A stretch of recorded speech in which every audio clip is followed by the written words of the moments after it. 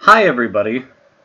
Sorry, it was posting it on Twitter.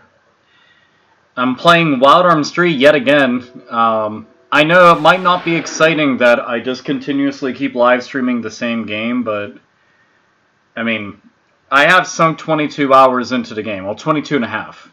So I have a ways to go.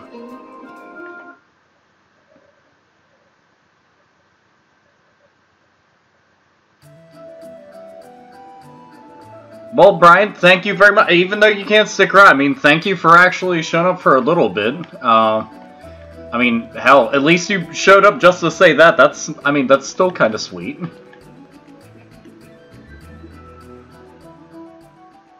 I was just watching the first part of your stream, and this game is great. Well, I'm glad that you liked it, because this game is pretty fucking awesome. By the way, everybody, look what I got. For anybody who has been following my stream, you should know that clearly I'm doing quite a bit, because now I've actually got the sandcraft. So this is a big deal because let me show you. Where is it? All right, right here. Dragon fossils, which are extremely rare. I ended up getting like 15 from this one, like, random ass boss that you can fight on the battlefield. Well, then I found an area where the enemies, they can drop one. They're like these little sand gel looking enemy thing. I have no fucking clue, but anyway, I got myself the sandcraft. So right here you can see I've been all over the place. I'm actually trying to fill out the map. So that's one of the things I want to do. As a matter of fact, the area that I'm in right now, you see all the areas that are kind of grayed out? That's where I haven't been. So that's it's pretty much like the entire world map. Hello all the way from Scotland. Well, hails from the States. Dude, it's very awesome. Glad you're actually able to go and check this out. I mean, it must be kinda late there, like kinda. Always think that it's incredibly cool that there's anybody from Europe that's checking out my videos and shit. That's just, I don't know, it's always been fascinating to me. If you notice, like, see where the dot is? I'm trying to line myself up at like an X and Y axis and shit, so I can just do straight shots and then fill it up like line by line. Because it's all done up by squares. So I'm trying to make sure that I do that. So see the little compass thing off to the right hand side? The red is for north, the white is for south. Anybody who's ever picked up a compass actually knows that. So go and just straight and see it's just filling in that area. So I'm going to go all the way across. I think that should fill it in. Yeah. So I'll just go ahead, go up. I know that this seems really tedious, because, I mean, it is. But truth be told, I kind of like doing shit like this. Like, I like doing the completionist type shit within games. It's just, it's very entertaining to me. Alright, so that took care of that. And this. On one more. Bam! There we go. See? Filled in the entire area. Oh, the tomatoes! Oh yes, tomato emojis. Always welcome here. Paul, hello, dude. By the way, I got your message. One, thank you for that. I did get your message. I'm actually still in the midst of trying to, because my inbox actually has like got quite a few messages, so I need to sit down and like take the time out to write to everybody. But dude, thank you for showing up to this. Wild Arms 2 plus got too easy. You know what? I don't feel that any of the games are really all that difficult, truth be told. So long as you get strong, I think most of the games are very doable. I think that's it. Nope. Need to go the other way.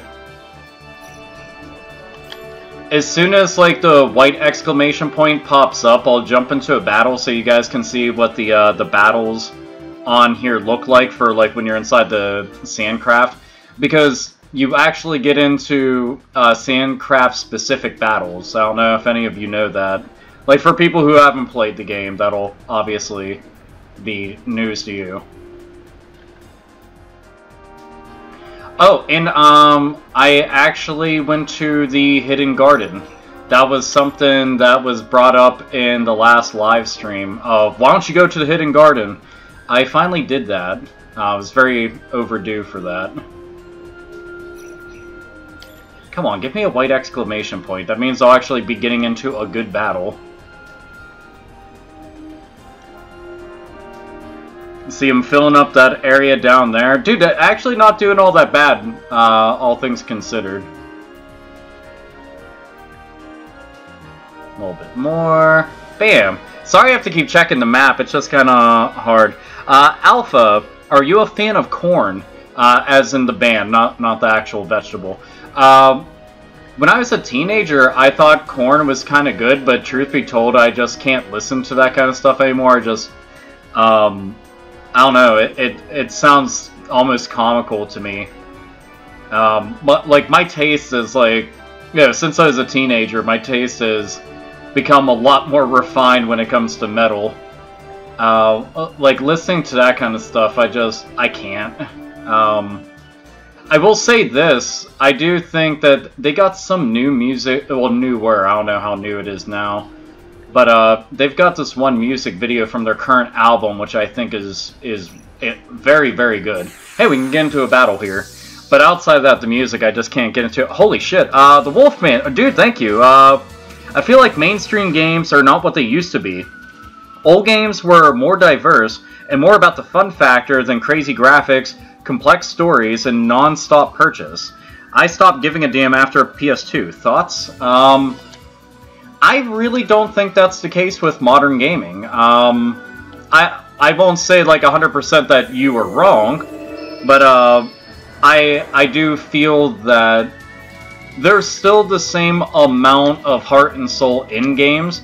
It's just that people, because you have a non-stop steady stream of information kind of always presented to you, it's easy to blow out of proportion any of the negative things that happen, whereas before, that stuff still existed, like half-assed games that were just about graphics and nothing else.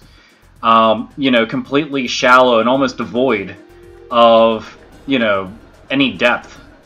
And, yeah, PlayStation 2, I mean, trust me, PlayStation 2 had its share of really shitty games. You know, I love the system, but with a library that big, you can't help but to have some bad games mixed in there.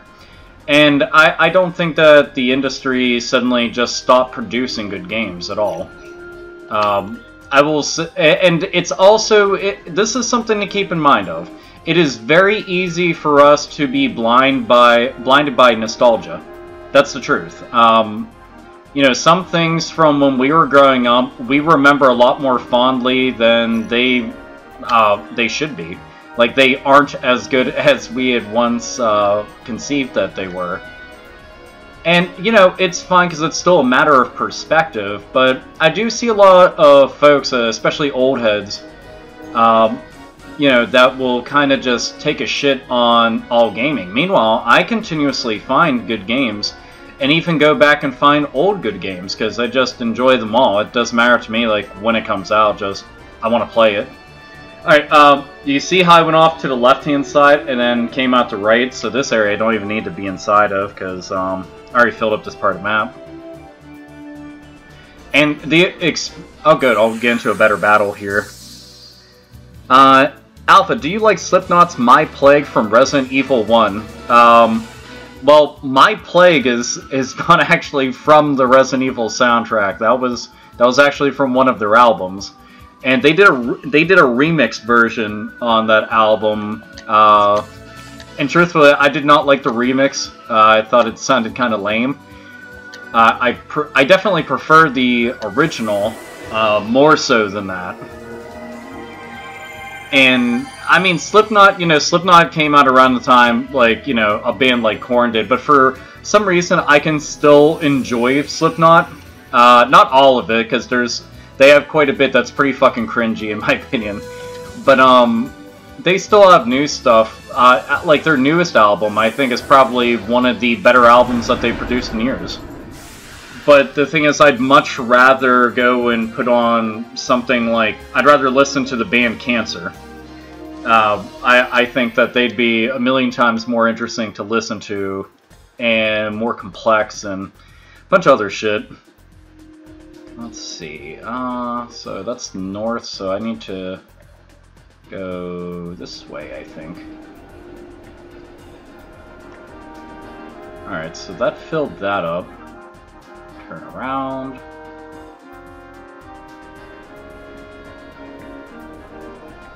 Oh.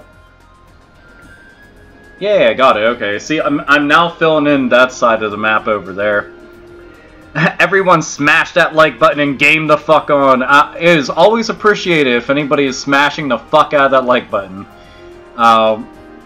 I've never been one of those YouTubers that's like... You ever see the ones that, like, beg for likes and shit, and they do all the generic shit just kind of, like, begging fans to fucking do things? I can't do that stuff unless it's, one of those rare instances where I'm like, please share this out because it's totally worth it for, this reason or that reason.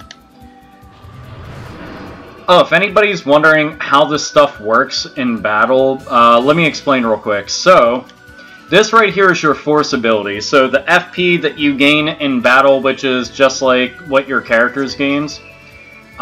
This right here is just weight. Charge FP while skipping crew members' turns. So, all I do is I just continuously skip the turns. Now, in the lower right-hand corner, that's everything that you can do. The little bat-winged thing, that's the monster's move. I pretty much just heal myself whenever I possibly can, and then use that cannon attack to attack. And I build up like all my ammo when I do it. So fire all ammo at once. I've already upgraded this craft a lot, so it does like primo damage, like 64,000. Everything's dead, like no matter what. Oh shit, Paul, hold on, what did you say? Nostalgia hits whenever I hear the Tekken 2/Tekken 3 OST. Dude, so Tekken 2 and Tekken 3, those are massive parts of like my early gaming childhood. Like in terms of like 3D fighting games and shit. Like, you had people that grew up with like Virtua Fighter and shit. Well, I grew up more in the band camp of with the Tekken series. And I thought Virtua Fighter was good, but I didn't like it nearly as much as I liked Tekken. And it's kind of interesting because people, one of the main people who made the Tekken games, actually was one of the people responsible for the Virtua Fighter games. And I always thought that that was kind of interesting. Oh yeah, the green blocks that show up on the lower right-hand corner, that allows you to be able to heal. And dude, the fact that you can heal your craft is so fucking broken. But anyway, Tekken, I always enjoyed playing that series, and I was actually very big into playing it with my friends. The new one that's out, Tekken 7, like, I want to get that at some point, just to play, like, I don't really play competitively anymore, because I don't care about playing competitively. It's just one of those things, like, it doesn't register with me. Like, I need to give a fuck a whole lot, and for me to give a fuck, I have to be playing it, like, against my friends. Which you've probably heard me mention them countless times. Like, they're my two best friends, Sean and Jarrett, who I played in, like, every fighting game that I ever got my hands on, including the Tekken series. I mean, Virtua Fighter's awesome. Paul, Virtua Fighter's very awesome.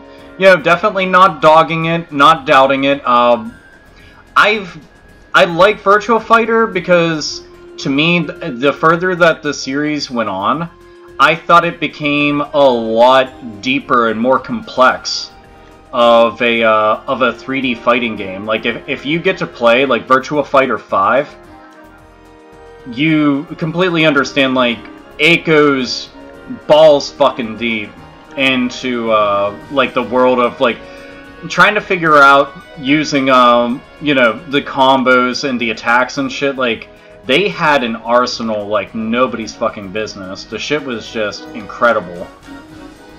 But it was also, it ended up becoming, like, it was weird because it was complex in a way that newcomers could still pick it up and enjoy it.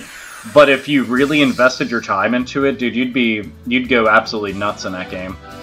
Like, the shit that you'd be able to string together, you'd like, ruin somebody hard. And it's weird, because Virtua Fighter has just fallen off hard. You never hear anybody mention it at all. I think that's kind of a shame, because, I mean, it's, you know, a landmark series. It pushed 3D before 3D, you know? Alpha, have you played Dishonored? Fucking fantastic games. Well, I haven't played the second one. I played through the first one, though. The first one I liked a lot. I liked it a lot more than I thought I would. It was... I mean, it's Thief with superpowers, and there's nothing wrong with that. I think that that's actually amazing, and it's weird because the newest Thief game seemed to borrow more from the actual Dishonored games than it did from past Thief games. I thought that was kind of disappointing because I really, really liked the Thief games. I didn't get into them until much later in the series. Damn, I keep driving past the sections on here. I'm pretty much grinding, getting money, and filling out the map right now. And you're all keeping me company, because this is some of the stuff I was doing last night when I had some time. And I like doing this, so... Alpha, will you stream Castlevania Symphony of the Night? You know what? I actually did stream Castlevania Symphony of the Night, like here on my channel, but it was... Haha, motherfucker missed. The downside to it was, like, I did the live stream, right? And then I went to go and post a video for everybody who had missed it, because I streamed it, like... keep in mind, this was quite a while ago. But I streamed at, probably like 3 a.m. somewhere around that time, and this was when I was visiting down in Texas. And when I went to go upload it, it got flagged by Konami for the music. So I was like, well, shit, that really fucking sucks. So, you know, and it's not even like I can just, like, post it elsewhere, because they automatically mute the audio, so it's like a dead file. That you can see me and Billy, who are on camera and stuff, talking and shit like that, but there's nothing else to it. And it kind of bummed me out, because I had a really good time during that live stream. Like, one of my main things I want to do is just get the wire, because it's a bit too far away for me to go and grab, but I'm actually streaming on the Elgato HD, which is the capture device that I'm using right now. And it's a really good fucking capture device. One of the reasons why I was always, like, recommending to my friends who do video content, I'm like, dude, get that shit. Like, it's awesome. But there's an extra wire that you need to hook it up to a PlayStation 3, so without that I can't really do anything. And I have one. I just don't know where the fuck it's at. My house it's a pretty big house. I have shit everywhere, so I just haven't been fortunate enough to find it. Alpha, does anyone know the Virtua Fighter series has a plot involving an evil organization and zero story modes in the recent games? I have no clue. Maybe, possibly. My first game on PS1 was Tomb Raider and Final Fantasy VII. I played the hell out of them. You ended up playing, I mean, some of the hallmark main games that made the PS1 so fucking awesome, man. Like, dude, Tomb Raider was amazing. I have a lot of fond memories of playing through Tomb Raider. Mainly, No shit, that's one of the first times I've ever gotten an item from the bosses out here. That's fucking weird. But, I have a lot of fond memories of playing through Tomb Raider with my brother, because that's one of his favorite game series, like, in the entire world. He loves it so fucking much. But me and him, we played it a lot, and, dude, on PlayStation. Like, the thing is, Tomb Raider was also on... It was on Sega Saturn first, and a lot of people do not remember that. And this shit looks like one of the Independence Day ships, crossed with a lobster, crossed with a big-ass fucking dick. Just a big old spike dingling dangling down. Like, look at this shit. That is fucking intimidating. I just want to point out, like, it's just like, we'll rape the shit out of you. It's like, calm down. Calm down. But yeah, so Tomb Raider, as I switch gears, Tomb Raider was on Sega Saturn first. Then it went on to PC and on to PS1. And, dude, we played the shit out of it on PlayStation 1. I've never even played the PC version at all. Like, at all. And it's just one of those things, like, I mean to, but I never get around to it. I think it'd be fucking hilarious to. Just because, you know, how crude the graphics are. I'm wondering what kind of, like, things people have done with the game, like, over the years. Oh, shit. GamerNation89. Dude, thank you very much. For donation. I just want to say I love your in-depth videos. Dude, that's... Fuck, man. I'm happy anybody can appreciate the fact that, I mean, I try to go far out of my way and, like, mention and talk about as much as I can. Like, I mean, I know my shit. I've got encyclopedic knowledge on, like, half the shit I discuss, and it's all off the cuff. Like, it's all straight out of here. I don't need Wikipedia and shit. like other channels will. They'll have to go and consult that. And the Wolfman, dude, thank you very much, man. And he said, what do you think of the Star Wars prequels? Oh man, so Star Wars prequels, where to begin on that?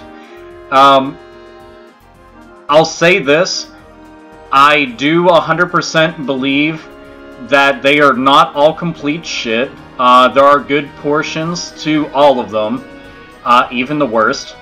But, and Paul, dude, thank you. Ever played Ninja Shadow of Darkness? Shit's hard. I have, and I didn't like it. I remember being mad because I was like, what the fuck, this isn't as good as Tenchu or Ninja Gaiden. And that's my memory of it. It might be one of those things I might have to go back and play it. Oh yeah, the prequels, but I've always said, people usually say Episode 1 is the worst.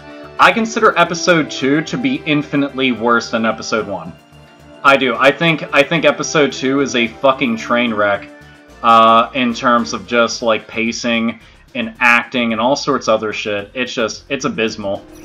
I thought that they watered down what made Jedis really interesting. The acting was wooden. I did not like it. It felt more like filler than anything else, and just wasn't digging it. Episode 3 actually had a good bit of interesting parts to it. It wasn't a great movie or anything, but it was good. Oh shit, J22, thank you very much, man. He said, hey Omega, what are your thoughts on Sony's discontinuing their PlayStation Now service on PlayStation 3, PlayStation TV, Vita, and all Sony Blu-rays and TVs on August 15th? I find that to be kind of weird. Like, I didn't hear that they were discontinuing it on so many different platforms. I think it'd be kind of asinine for them to do it just because it's... I mean, you are limiting the amount of potential that something like that could have, because you figure for some folks, this would be their way of being able to enjoy PlayStation 4 and PlayStation 3 and, like, all the digital offerings without necessarily having, you know, having one of the consoles. And all it really is, it's like Netflix and Hulu, but with games. Whether or not that's a good thing remains to be seen. I've personally never gotten to try it. I'd like to. I just don't feel like paying the money for PlayStation Now, because I hate paying monthly for things. I already fucking have Hulu and Netflix and all that shit. But if you do have news, like, if there's, like, an actual 100% confirmation of them discontinuing it on everything, please inbox me. Like, actually inbox me on YouTube with, like, a link of that. I'd like to check that out. Or, you know what, I'll even try pulling it up as well. Yes, no, discontinued.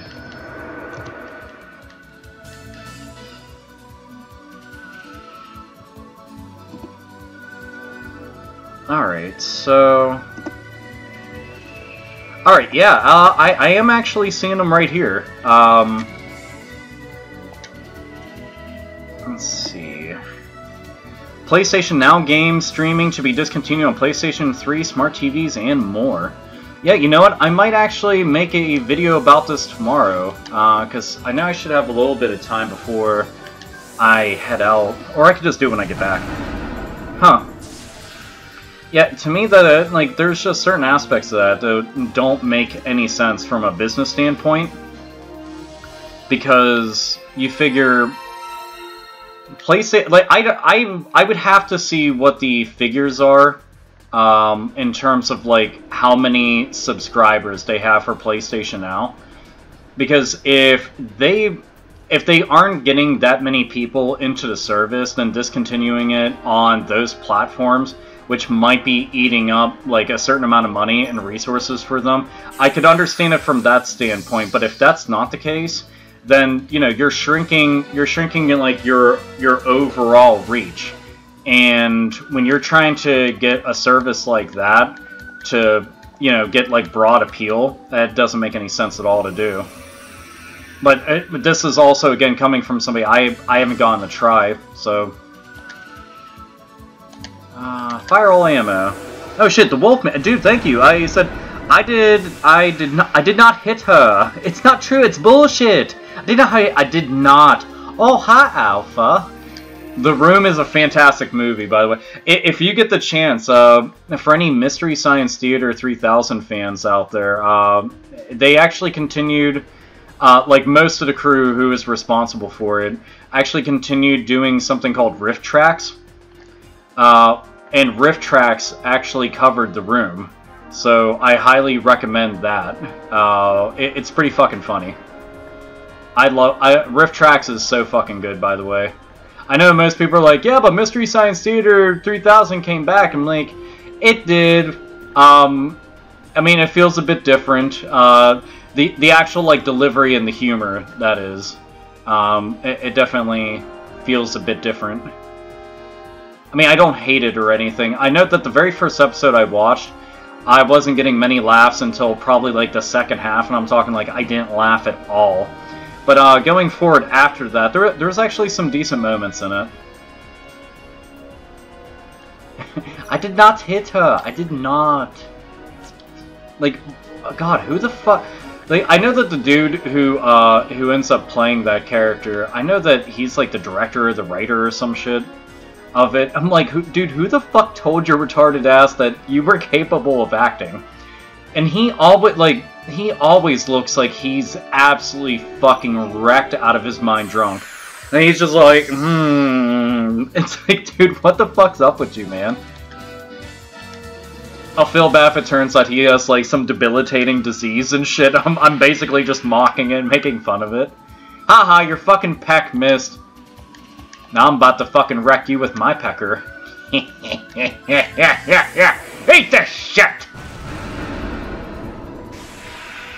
Rolling in the Gela. Yeah, kind of. Well, I'm rolling in it until, I mean, I've only got 20,000. I actually dropped a good bit, because, dude, right now, no fucking joke, the individual upgrades for Jet and Clive, because, oh wait, fuck, I need to...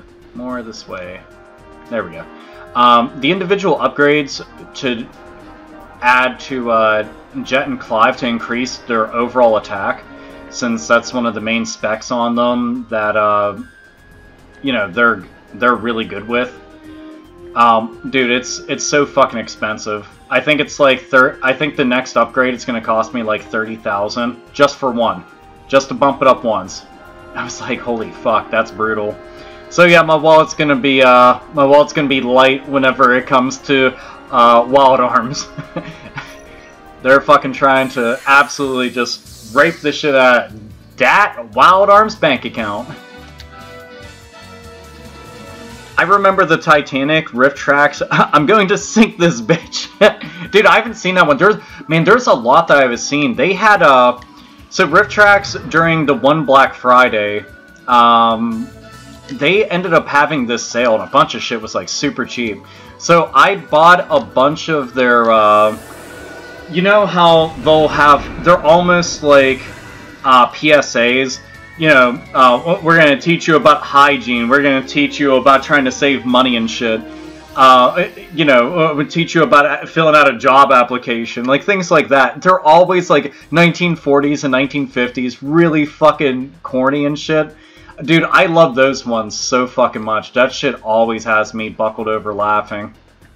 I have a lot of good memories of that show with my mom. She got me into it. And oh shit, Shane from Maine. Hey Alpha, haven't played any Persona games. Can I start with 5?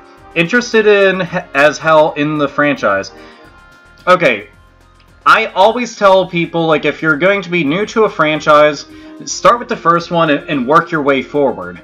I will say it does apply with Persona as well, because I think Persona is a good enough series too. The nice thing about it is only one of the Persona games do you need to play, like, back-to-back to understand the story, and that's Persona 2, and that one's technically split up into 2 parts. Persona 2 Eternal Punishment and Persona 2 Innocent Sin. So, but it's not absolutely necessary to be able to enjoy them. But you can pick up any of them and enjoy them. Most people end up jumping on the bandwagon around Persona 3 and Persona 4. Do not just play Persona 3 and Persona 4 and Persona 5 and shit. Go back and play Persona 1 and 2. They have fantastic stories. They're fucking hard as shit, though. I'm gonna warn you right now. Like, Shane, Persona 1 and 2 are going to be a fucking bitch to get through. Trust me. But the storylines are fucking worth it. The characters are fantastic. The soundtrack, all of it's so fucking good. Some of the best role-playing experiences I had back in the day. And play Persona 5. Every one of you play Persona 5, man. It's one of the best fucking games I've played. Period. One of the best games. Persona 4, 2, and Persona 2. I fucking love the series.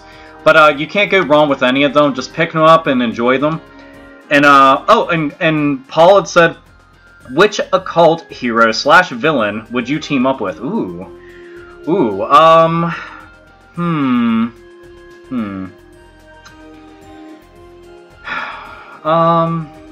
mean, if I was gonna team up with a villain, I feel like I'd end up going with an anti-hero, just because I've always been one of those people that looked at, like, anti-heroes as kind of like being more in the gray. Because some people will be like, well, the Punisher's kind of a villain. I'm like, no, he's not. I mean, he murders a lot of people, but still. But I guess... trying to think of, like, a proper villain that, like, I think that, like, mentally I would get along with a whole lot.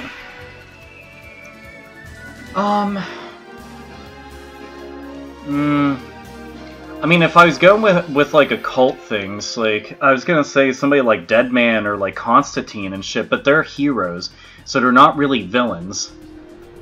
Man, that's a good question. Fuck. See, those are the type of questions where, like, I start thinking, like, real fucking deep about this shit. I mean, Magneto's, like, another one, but he's not really a cult. But I never thought of Magneto as a bad guy in a lot of ways. Like, I completely understood why Magneto thought the way that he did.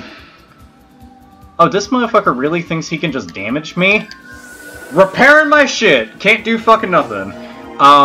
Yeah, like, Magneto is somebody that I've always thought that he made a lot of sense with, like, his ideology. Lex Luthor, I never thought of him as, like, a full-on villain either. But again, they're not a cult, you know? But there are people that I totally understood. I don't know, there's a lot of villains out there that I like whenever they have layers to them. Like, I can appreciate that. Instead of just, like, one-dimensional, haha, I kill everything. It's like, okay, well, I hope you're at least, like, interesting about it whenever you want to go on a killing spree. Oh, the Wolfman said, how does it feel to have Trump as president when here in Canada, we're for the most badass prime minister ever? I mean, the country really doesn't feel any different to me. Like, I don't really get into politics. Most people will be like, I hate Trump, I love Trump, and, my problem is, like, I never, like, my favorite president is, like, Roosevelt. Like, you know, him with, like, the Rough Riders and shit. I always thought that he was, like, an absolute badass and stuff, and, you don't see presidents like that anymore. And I also feel that, like, a lot of our presidential candidates are always corrupt in some way, and I'm talking all of them. I'm never, like, left or right. I'm not Republican or Democrat. I don't trust the entire political system at all. Like, I think that they're all full of shit. And I think all politics, no matter what country, including Canada, I think it's fucked up in some kind of way. Because I don't feel that they always have the people's best interest in mind, and that's the truth. I think they're more about trying to control people, and it's more about, like, a select few rather than everybody as a whole, which I think is a shame. But, this is a politics channel, you know, but it's one of those things, you know, I don't voice my opinion about it a whole lot just because it's a very, divisive discussion, you know? Like, people start throwing around, like, the most insane accusations and, most ridiculous claims about it. Same thing with, like, religion, for example. Like, religion and politics are two things that I typically end up, not discussing, like, in great lengths. Just because of that reason, you know, I'll respect anybody's, like beliefs on anything, and I'm like, you know, hey, you do you. But yeah, I think all politicians are corrupt. I guess that's the easiest way for me to put it. What's up, Alpha? How's it going? It's going pretty good. What are your hopes for future PS2 classics on PS4? That's... damn. Man, that's a... there's so much. Let's see, how about this? Just because I'm playing the series, I would like Wild Arms Ultra Code F. That would be very awesome. I don't actually... I mean, these are PS2 games, but I would rather them be released physically. I would like to see Persona 3 and Persona 4 re-released. Because they're way too good at games. You know, Shane from Maine, he was asking about that earlier. I absolutely adore the Persona series. I've made a lot of videos talking about the Persona games and stuff, but I'd like to have those as re-releases. PS2 classics, just because I would probably go with more games that like, I don't think would ever get a physical download. So, like Haunting Ground, for example, I love the shit out of. Haunting Ground would be awesome to see put on there because the game got overlooked at the time. Now, people only want it because it's expensive, and that's a shame. I would like the Bouncer to be on there, because I really like the Bouncer. I'm trying to think what else. It's so much easier whenever I'm actually, like, looking at my PlayStation 2 shelf, because I know that I'm missing a bunch of stuff. Now, I would like Shin Megami Tensei Nocturne. Speaking of more RPGs and stuff, that would be kind of awesome. Like Nocturne's very, very good. That's another game that I always recommend, because we haven't actually received many of the Shin Megami Tensei games, which I think is kind of strange because the series has really taken off here in the States and has done, like, moderately well. Actually, get some water. My throat's been really dry today. But, yeah, Shin Megami Tensei Nocturne would be really cool. Klonoa 2. I love that so fucking much, man. Like, I love Klonoa 1. And, damn, wow, that move, they never end up getting that one off. But Klonoa 2 is actually getting kind of rough to find, too. So, I'd like to see a re-release of that. Plus, I just wish the series would get a bit more attention as it is. Like, if they bundle Klonoa 1, the remake, on Wii, and Klonoa 2 together, and then, like, actually release them together, dude, I would re-buy them. Like, 100%. I wouldn't even think twice about it. Let's see. We're gonna repair. Alpha, have you heard of Terradrome Rise of the Boogeyman? Terradrome is the fighting game with all the slasher characters in it, isn't it? Pretty sure that's what it is. If it's the game that I'm thinking of, I did play that, and dude, that game is fucking hard as shit. Like, what the fuck? Way too fucking difficult for its own good. J22, one dude, thank you, and he brought the Onimusha series. Okay, I completely agree with you on that, but there's an issue with that. The Onimusha series would actually have to be completely remade.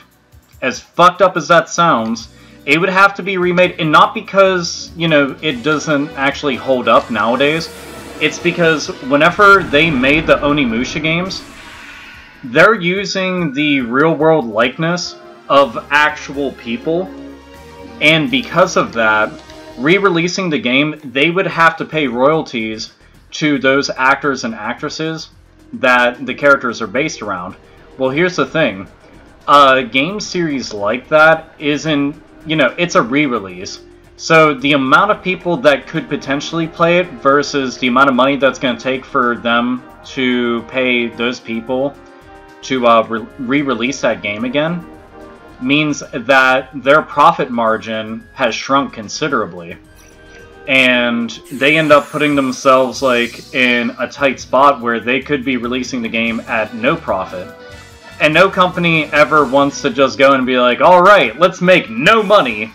So Onimusha, unfortunately, would have to be remade. And that kind of sucks because I love the fuck out of the Onimusha games.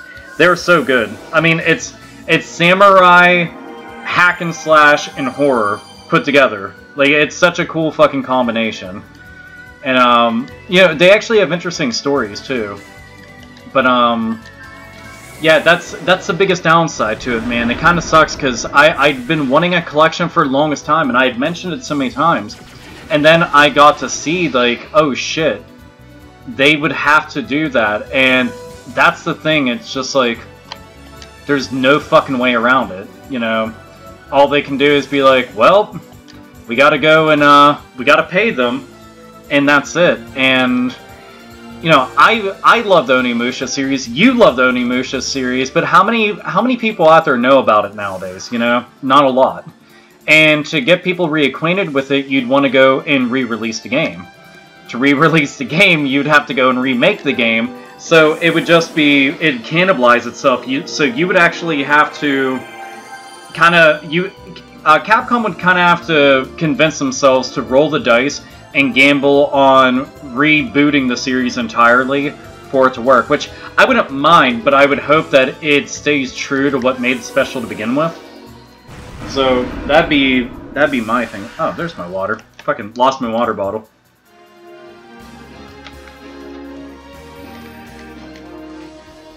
Alright, let's see. How much the map? Dude, look at that shit. Wow. Look at how much map I've gotten covered while I've been shooting the shit with you guys. No joke, but you guys make this fucking pass by so much faster, so thank you for that. Like, seriously, thank you. Like, get in here and just talk about games. This is basically Wild West the RPG, right? Yeah, yes it is. It's the entire Wild Arms series is based in the Wild West and is very, very fucking good.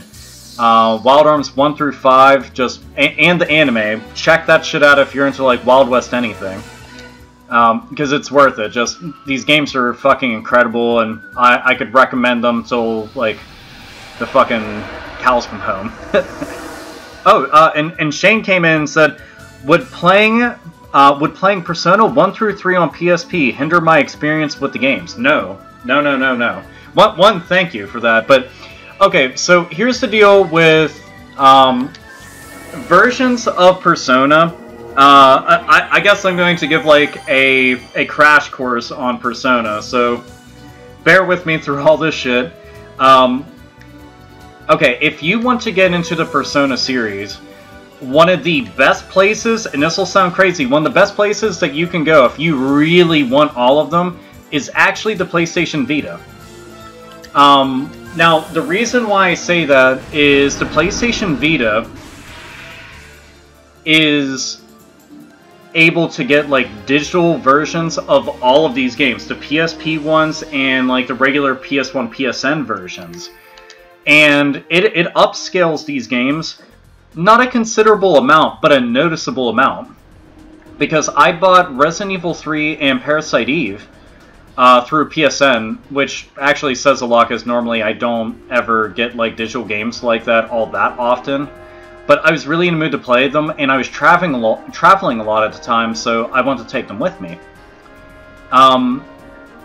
They will still look very, very good. And the Persona 3 that we got on PSP actually has more content than what we had seen on the original.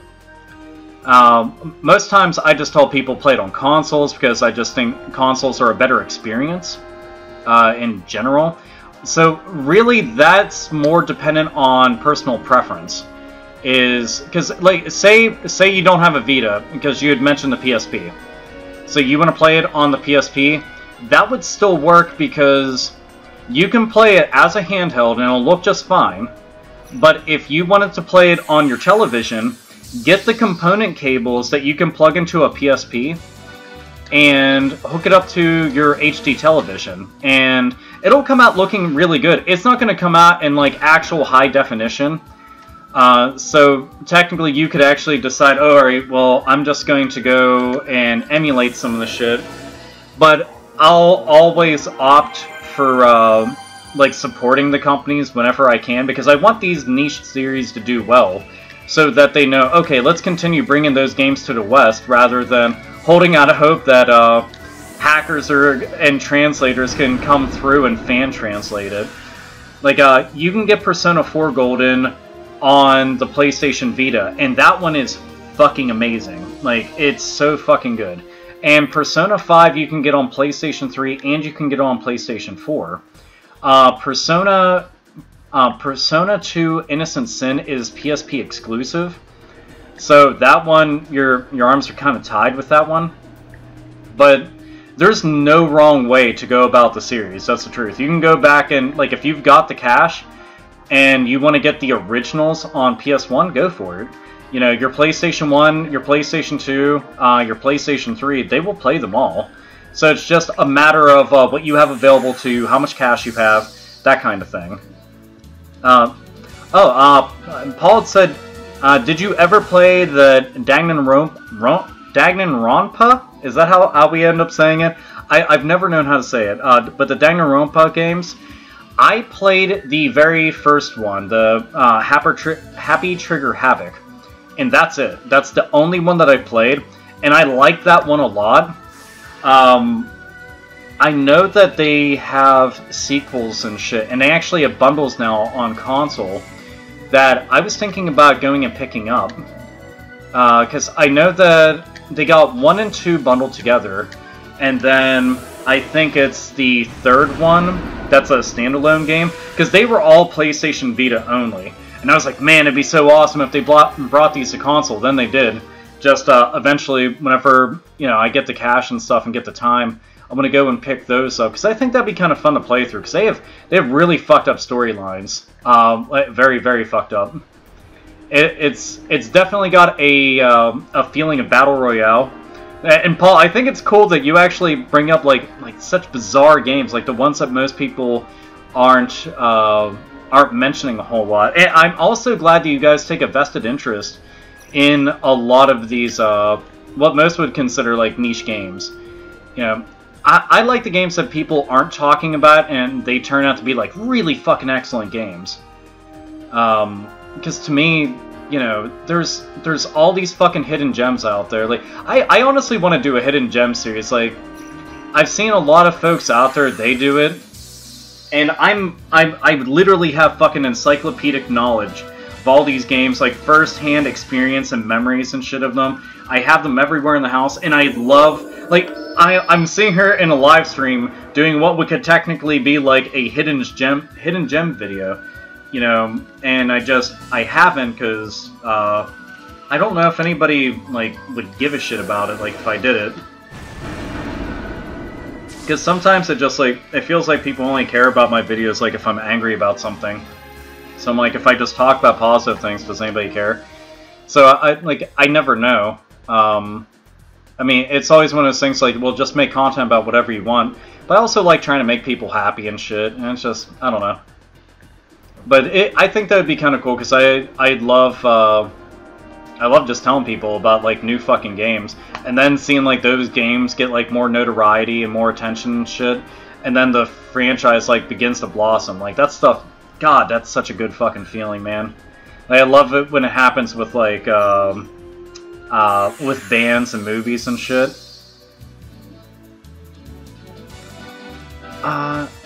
Hey Alpha, what's your favorite Spyro game from the original trilogies? Mine is Year to Dragon. Well, you just named mine too. Year to Dragon's fucking good as shit. Well, I don't know. Ripto's Rage is really fucking good.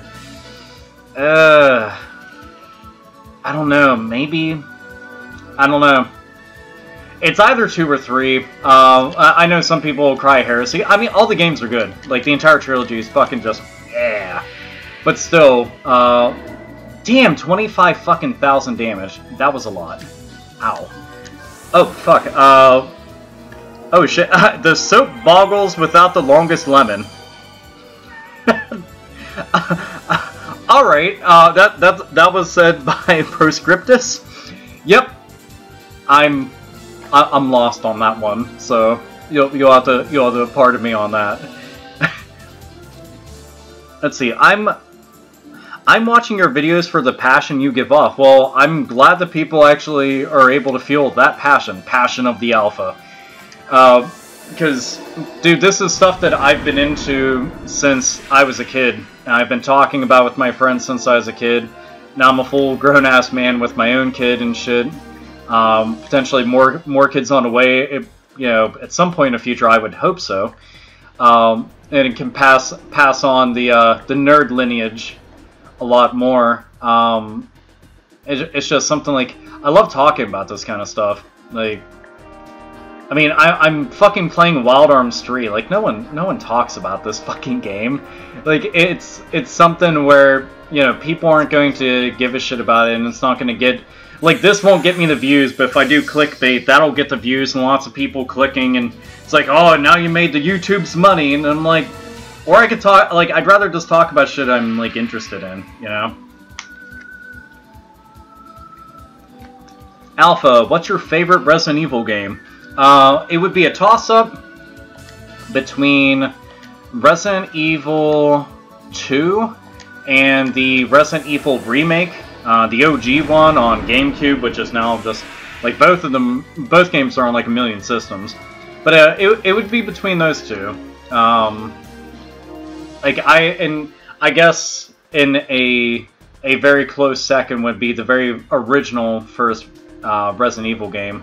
I love that one so fucking much. Like, too much nostalgia there. And it was a groundbreaking game for its time. Like, you would think because, you know, oh, what did it do different? It did a lot different at the time. Like, Resident Evil was so fucking different. Hey guys, I'm streaming and I have cancer. Can anyone join me, please? Well, if anybody wants to go to Hassan Productions channel, because they asked, they are in the chat there. And what if you really have cancer, dude? I'm very, very fucking sorry to hear that. That's how my mother passed away, and that's how one of my friends passed away. As a matter of fact, I had another family member who passed away from that. So cancer is shitty, very, very, very fucking shitty. But I don't know if you want to guilt trip people into going to your live stream either. So just be mindful of that. It's just YouTube advice. The remake and Resident Evil 4 are my favorites. 7 was great too. You know, a lot of people will say that Resident Evil 4 is their favorite, and Resident Evil 4 is, like, far from my favorite. I don't think it's a bad game at all. Like, it's a fucking fantastic game. But I didn't find it scary. Like, I didn't find, like, the monsters scary, the environment's scary, I didn't find the enemies scary, like, none of it. They're... Like, the only thing that was scary is maybe, like, the amount of adrenaline that you have whenever you're running from, the potato sack fucker with the chainsaw. I'm like, I can't deal with this shit! Like, that stuff. Paul said, Naughty Dog, listen, cut Crash levels are coming.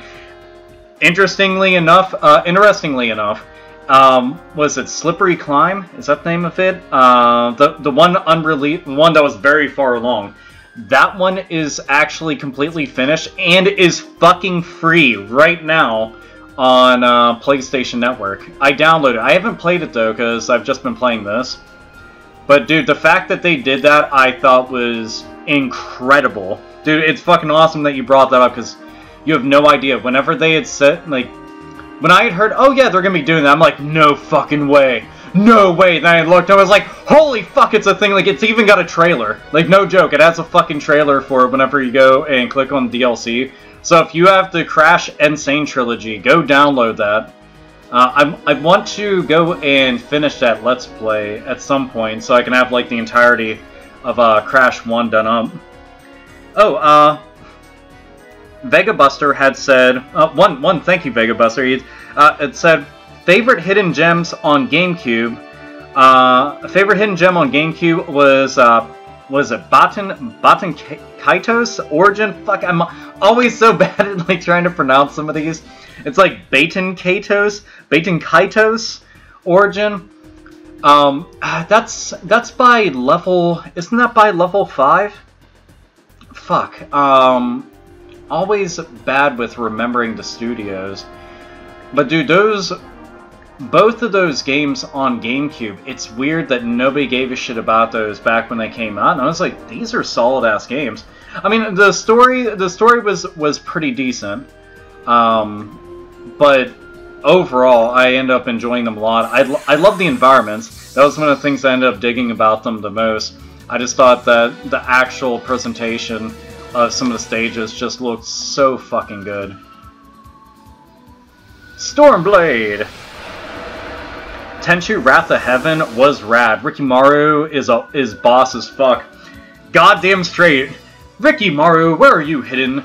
I've played so many fucking Tenchu games. The only one, like, I never got to play the one that was on Wii. So that's one that I kind of missed out on playing. I have it, but I just never played it. Because it's one of those things where you end up getting a bundle of games. You just don't get around to it. But dude, it's such a brutal fucking series.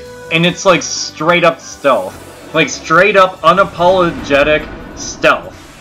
You know, they don't try doing other stupid bullshit. They do give you like additional characters that you can play as, and I always like that.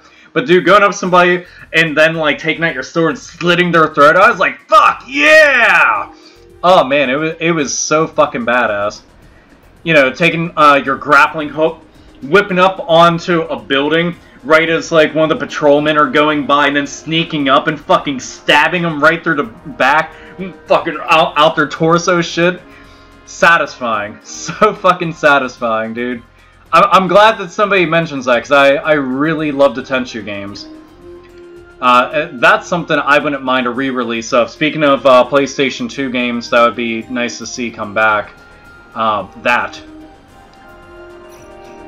You know what's kind of weird is, I wish that they would do PS1 classics on PlayStation 4. I think it's kind of dumb that they don't.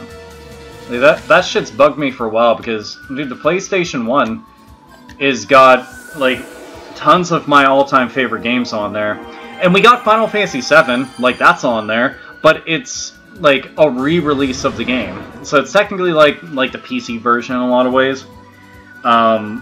Yeah, and that'll tide us over until we end up getting the full-on Final Fantasy VII Remake. And all I'm waiting for, patiently waiting for, is fucking Crisis Core to get re-released in glorious high definition! That would be the shit right there. Everybody's talking about rare games.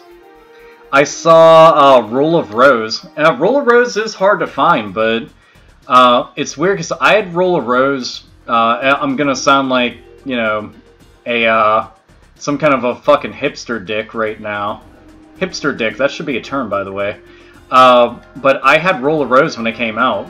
Like, all the rare PlayStation 1 and PlayStation 2 games, for the most part, I had most of them, like, when they were new. just because that's when I started collecting games, was during the PS1 era. So then when I found out like those games come up in price, I was like, oh shit, I didn't know about that. Like I have Roller Rose, I have I think Steambot Chronicles, was that one of the ones that was also mentioned? And yeah, you know what? Truth be told, I had no idea Steambot Chronicles was even rare, like at all. I had no fucking idea until like you guys are saying it. Because I don't pay attention to like games worth. I don't pay attention to the rarity. I just like pay attention to what the game is. So that's the only thing that like I end up noticing. But it's weird because like those games, they end up getting infamous because they're rare and shit. And it always just makes me hope that the games like the IP holders, the developers and publishers behind it end up recognizing that demand for it and do re-releases. So that's always the thing that I hold out for, hope for, because I want it to be in the hands of more people rather than just viewed as a collectible. Hi, Alex. Hello. Oh shit, I didn't see. Jason Case. Jason Case, am I saying it right? I think I am. Hey Alpha, what is your favorite Yakuza game? Love your vids, they have got me through bad breakups and depression. Shit. One, thank you for saying that. That's very, very fucking kind. For Yakuza, I guess it would probably be a toss-up between Yakuza 3 and 0. I liked both a lot. I really liked 0. 0 is one of the best games that you can play this generation. I'm not just saying that because I'm a fan of the series. I'm talking, it is genuinely like one of the most fun fucking games I've played. One of the best game soundtracks I've played. It's fun. The storyline was so fucking good. And I'm always trying to tell people about it. And 3 holds a special place in my heart because that was my first one. I mean, it's a fantastic entry, and I don't think that there's actually a bad entry in the franchise at all, so you can't go wrong at all.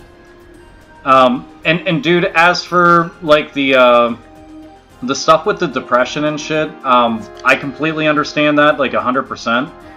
I suffer from probably not only like severe depression. I'm not saying this in a way to be like, oh, I'm playing one-upsmanship or something like that, because that's fucking stupid. And too many people end up using like mental and medical disorders as like badges of honor to like give themselves a fucking identity. They're genuine issues, and it's like depression runs in my family.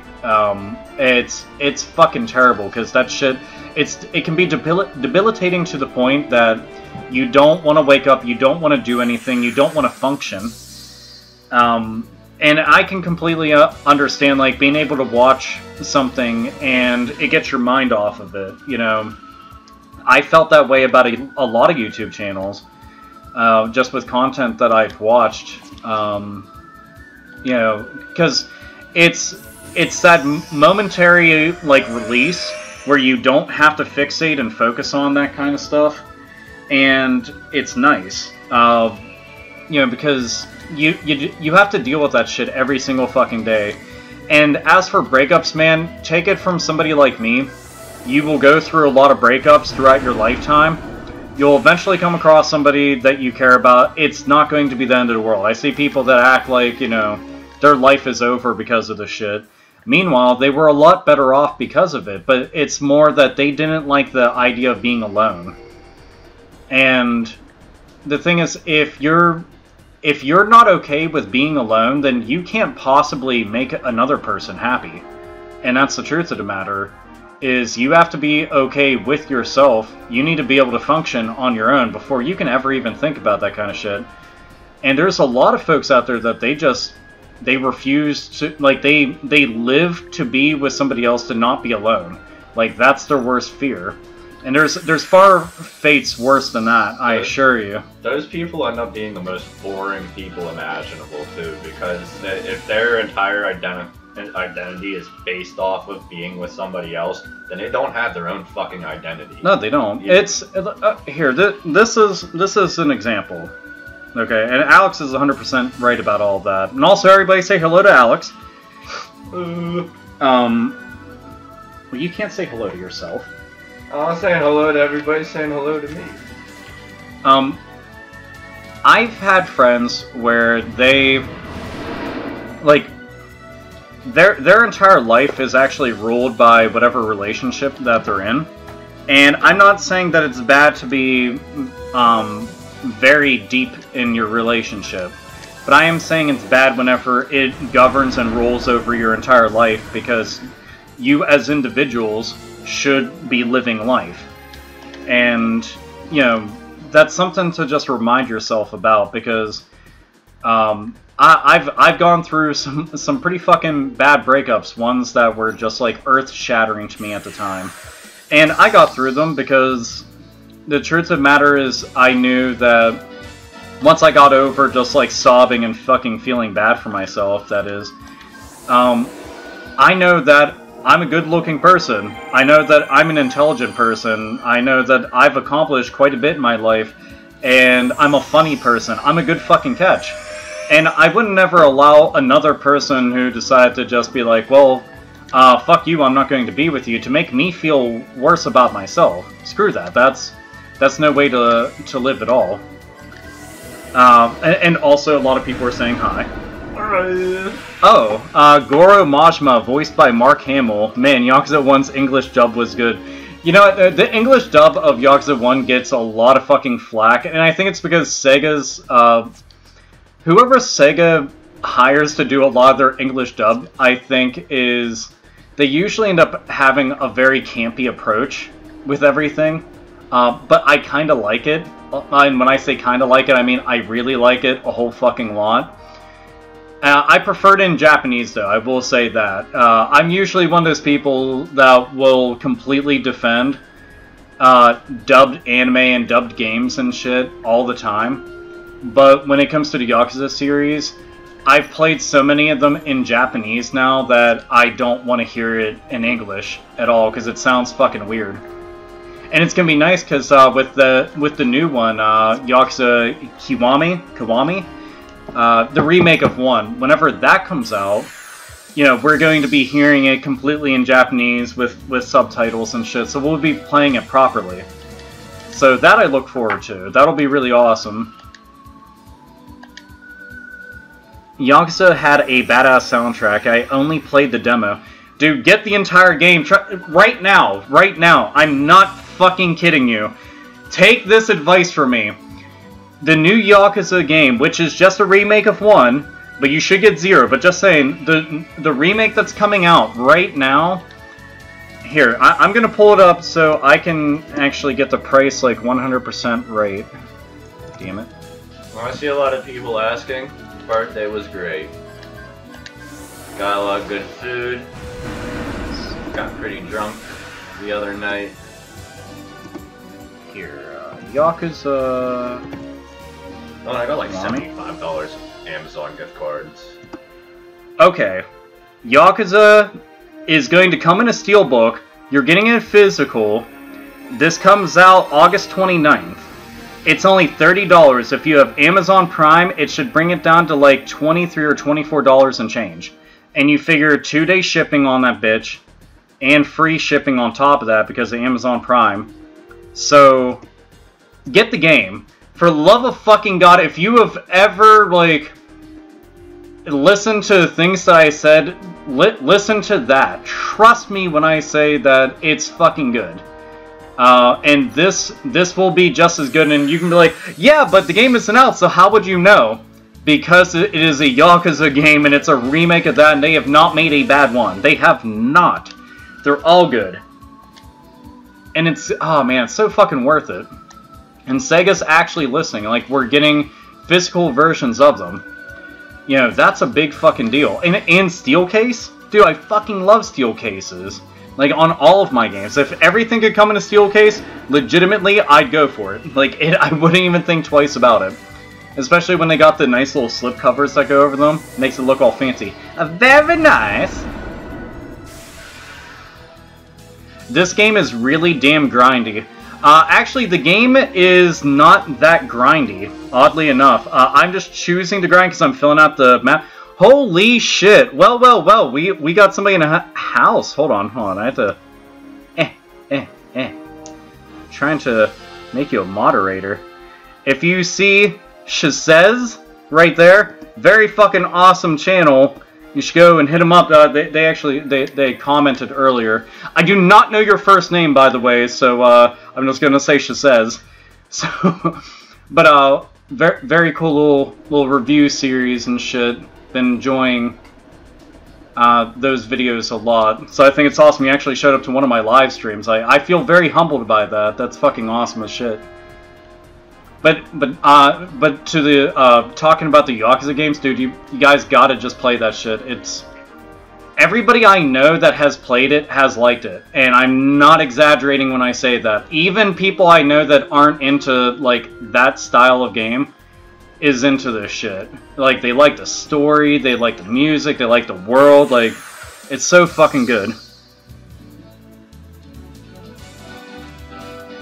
Dude, yeah, see right there, see, he's shown up as a mod. Check his channel out. It's so fucking good. Like, oh my god. It's fucking awesome as shit. Here. God damn it.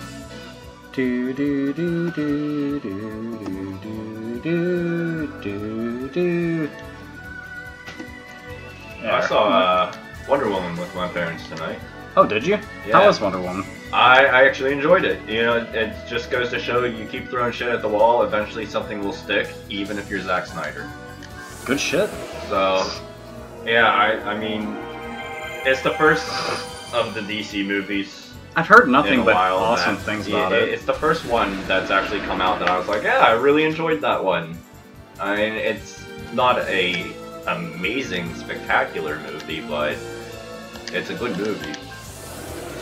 And Gal Gadot, I mean... Gal is quite fucking hot. Oh my god. She's so pretty. I just trolled throughout that movie. Oh, and there was a group of girls in a row in front of us, and since I'm very passive-aggressive and not that confrontational, whenever one of them was pulling out their phone, I just farted in their general direction. See, I think that's a good way of handling the situation. You don't have to tell people to shut up. You can allow your It wasn't bothering me that much, but it's just that it's so fucking rude that it had to be addressed. I mean, I can understand that. I can understand it, and it's by the way, Shazez, like who I was talking about, like he does an interesting little review series. Well, it's like reviewing the games, but like not, because what he's doing is he's breaking the game down and showing you like the inner workings of it, called Boundary Break. So he's showing you like stuff that's beyond it. One of the ones that I just watched recently was the one about Pokemon Snap. And that one was really fucking cool, and it just gives you a better understanding of how these games work, and it's very fucking awesome. So hit up his channel. I cannot go and recommend it nearly enough. Oh, Paul said, any recent pickups? I went to a swap meet today and got Rebel Raiders, R Racing Evolution, and the Italian Job. By the way, Italian Job is underrated. You want to know, I had no idea the Italian Job was even like a decent little racing game. I know of its existence, but I never actually checked the game out myself, because I'd never seen the movie. I didn't see the original, I never saw the remake or anything like that. Ridge Racer I know all about. Ridge Racer! Revolution I have a little bit less experience with. I ended up playing Ridge Racer 5 a lot more than I played that one. But, and then, like, the original series, like Rage Racer, which I thought was odd that they had called one Rage Racer. I'm like, but this is just Ridge Racer 2. Just say Ridge Racer 2. But the original, and R4 is fucking, oh man, one of the best racing games on PlayStation 1. It's so fucking good. Woo! Leveled up. See, I like doing this shit because I'm, like, slowly but surely I'm filling up this map. Ever since I started streaming with you guys, I filled up that entire lower left-hand corner of the map, the entire thing. So you guys have actually got me through all this shit and kept it from like, from being, like, boring a lot. Oh yeah, and if anybody's just like, man, grinding's boring, do something interesting. Well, this is what I was doing right now. So, yep. don't know what else to tell you.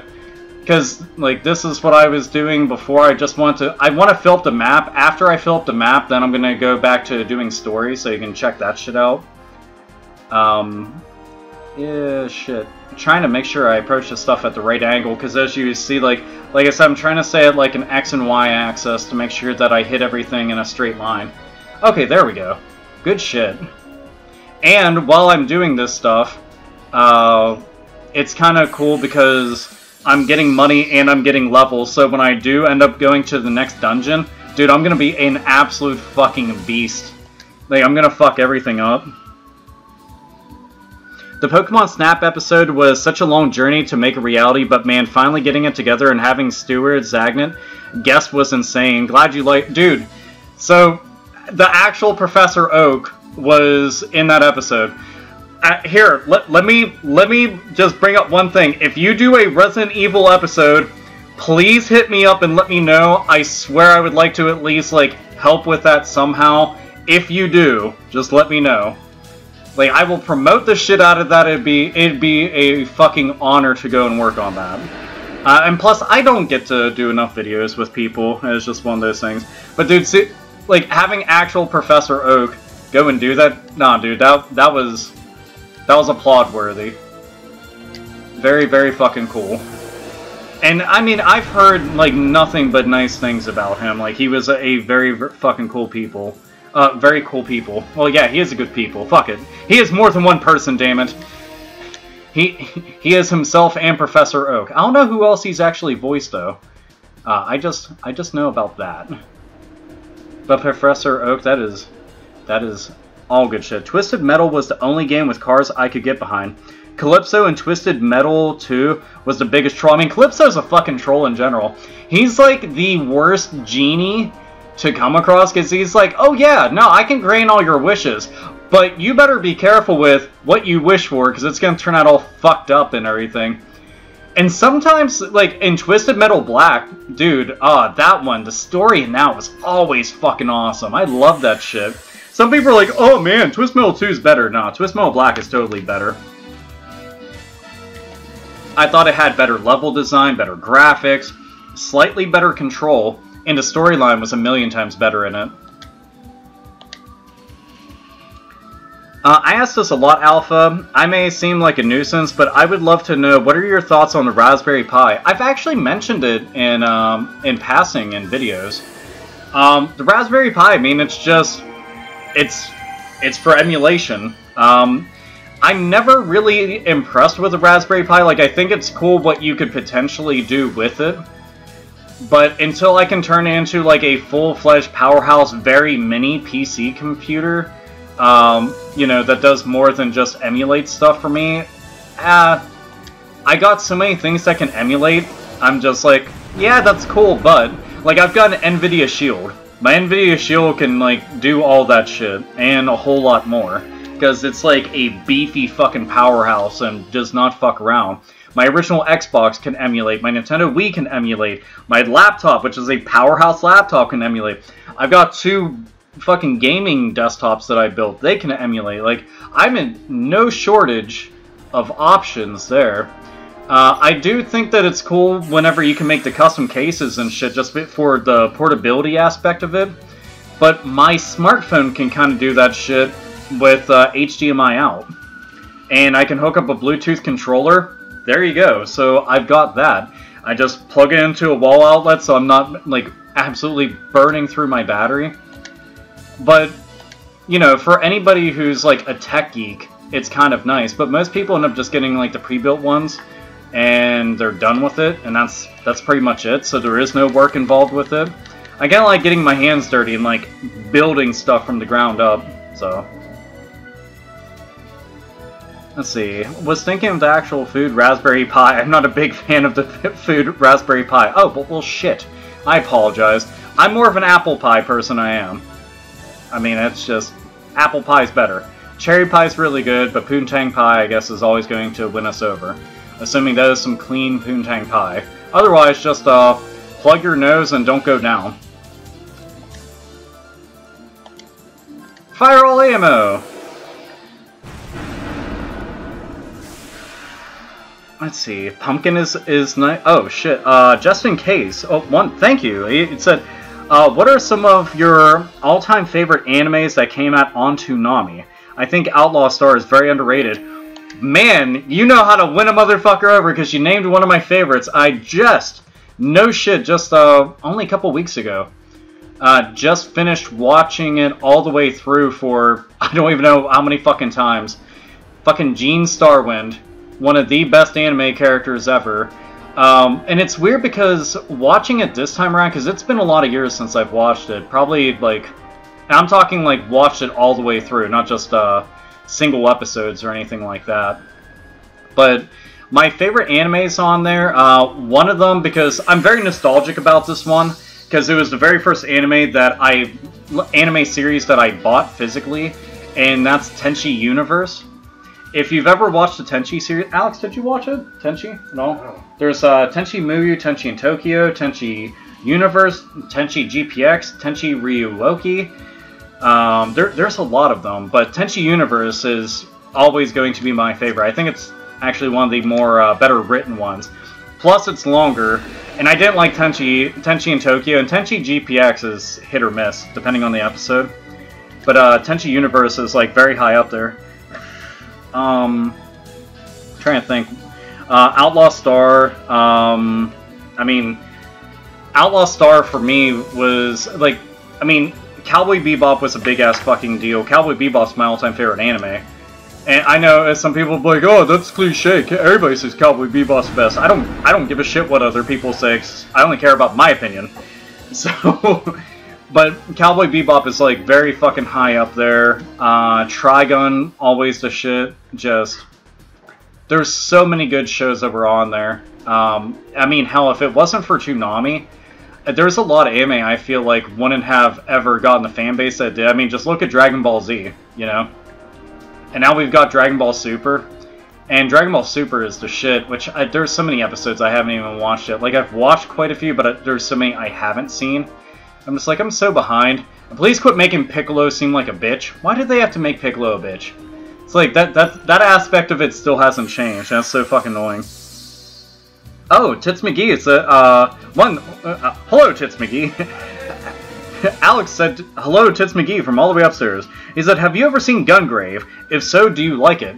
I have. I watched Gungrave I didn't watch it, like, on television show. Oh, no. I did end up seeing, like, 1 or 2 episodes in passing, but they were random episodes. For me, I ended up watching, like, the entire actual box set. Earlier I had talked about how I had a friend who passed away from cancer, and this was that exact friend. Me and him used to play video games and watch anime together a whole lot. He was such a fucking cool dude.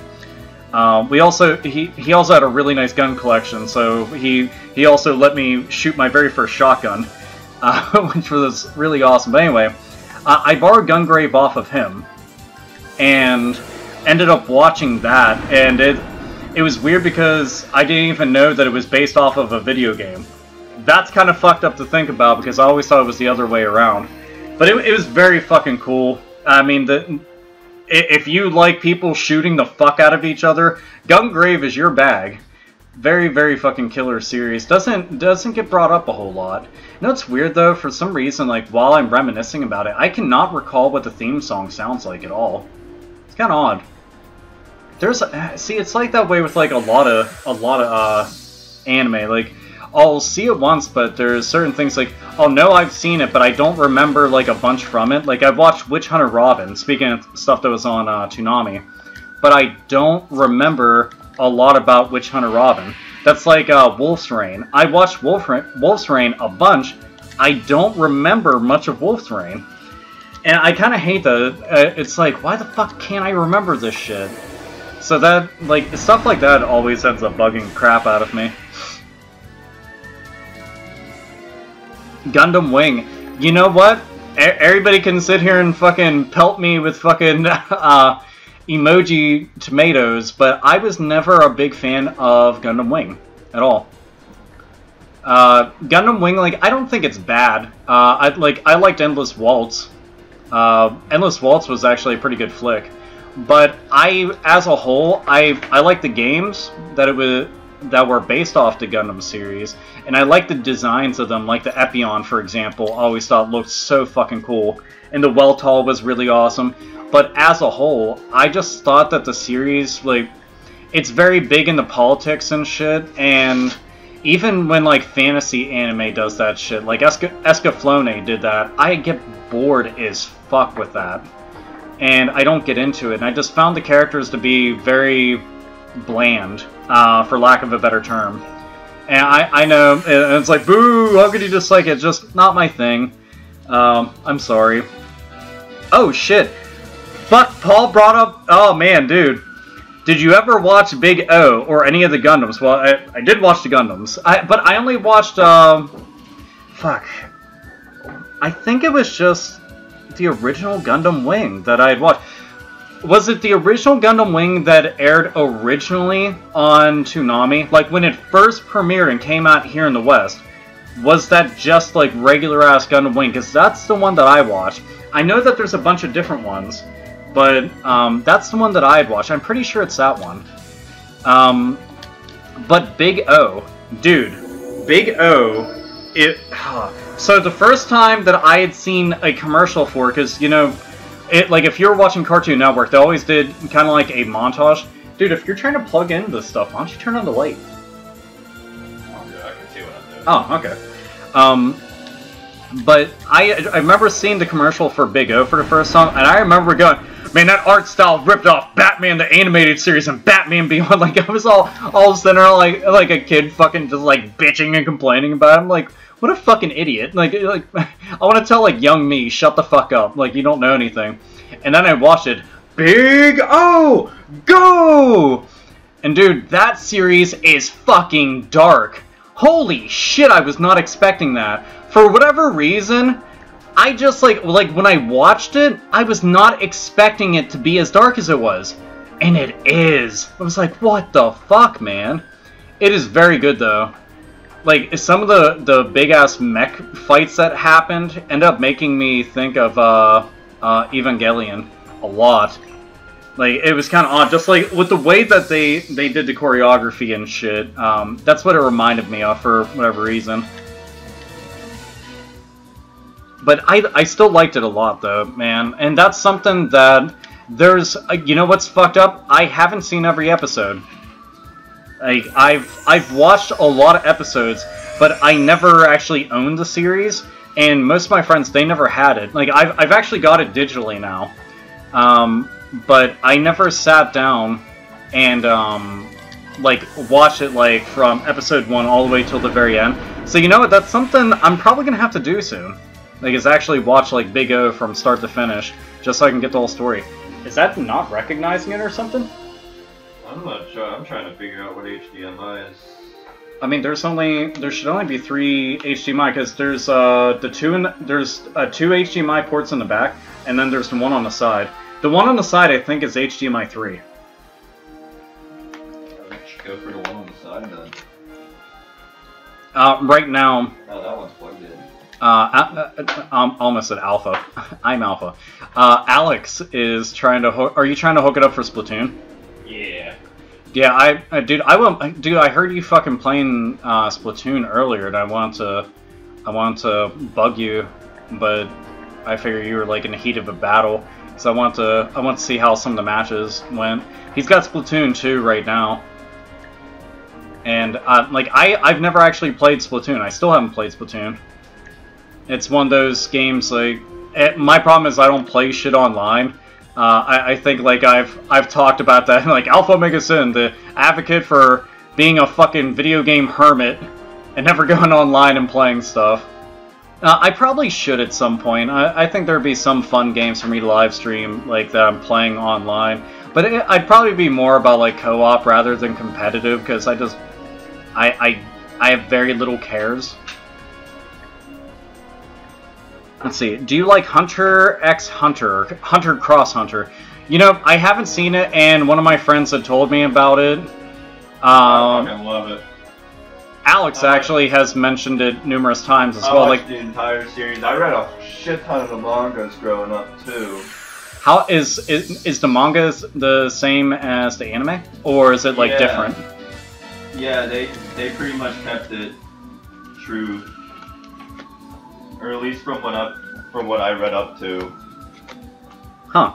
I mean, the problem is like, I mean, I think a lot of you can actually relate to all this. Is like, you always want to watch stuff and you're trying to like catch up on things, and then you want to go back and rewatch things, and then that's not including like playing through games and shit, so it's like having the time. It just fuck. Oh, just in case, one, thank you. But did you watch Yu Yu Hakusho or Rurouni Kenshin? So my experience with Yu Yu Hakusho was not in its prime. I didn't actually get into Yu Yu Hakusho until much, much later. But when I did, I binge watched this shit when I got sick. It was just a couple years ago. I was sick in the winter, and I decided, you know what? I'm going to watch every episode. So that's exactly what I did. I sat down, I watched all of it, and dude, holy fuck, my appreciation for it just went like through the fucking roof. I loved it so much. Like, the fight scenes in that just got better as the series progressed, which I thought was pretty fucking incredible. And it's weird because for it being a long series, it's not got like lots of padding and boring filler. Like, it's got filler, but it's like amusing filler. Like the type of filler that I can find entertaining. You know, I actually felt that way about some other series too, where I was like, you know what, you did a good job, But Yu Yu Hakusho, that's something that I love the living fuck out of. Right now, was it the entire first season? God, what was it? Is it Amazon Prime? I'd seen GameSpot mention something about it, where like the first season is free. Does anybody know what I'm talking about? Like, Yu Yu Hakusho, first season's free on something. I don't know if it's like Crunchyroll or like what shit it is.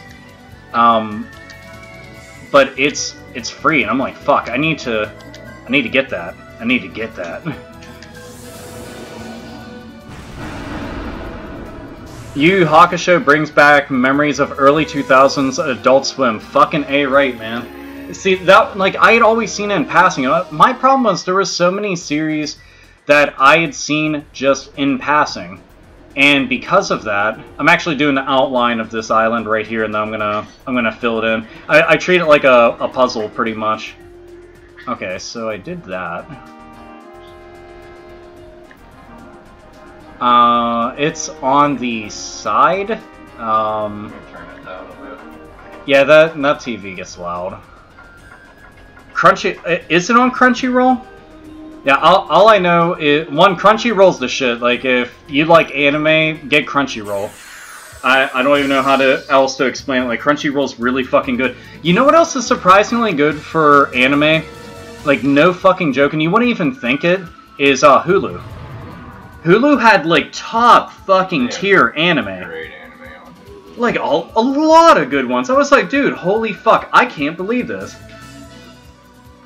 I know that Netflix has exclusive ones, but dude, I was really like taken aback by some of the selection on Hulu. I was like, dude, this is what's up. Like, good shit. Black and Silver Diamond said, I hate Steven Universe. I'll be honest, man, I never got into it. I don't see the appeal of the series.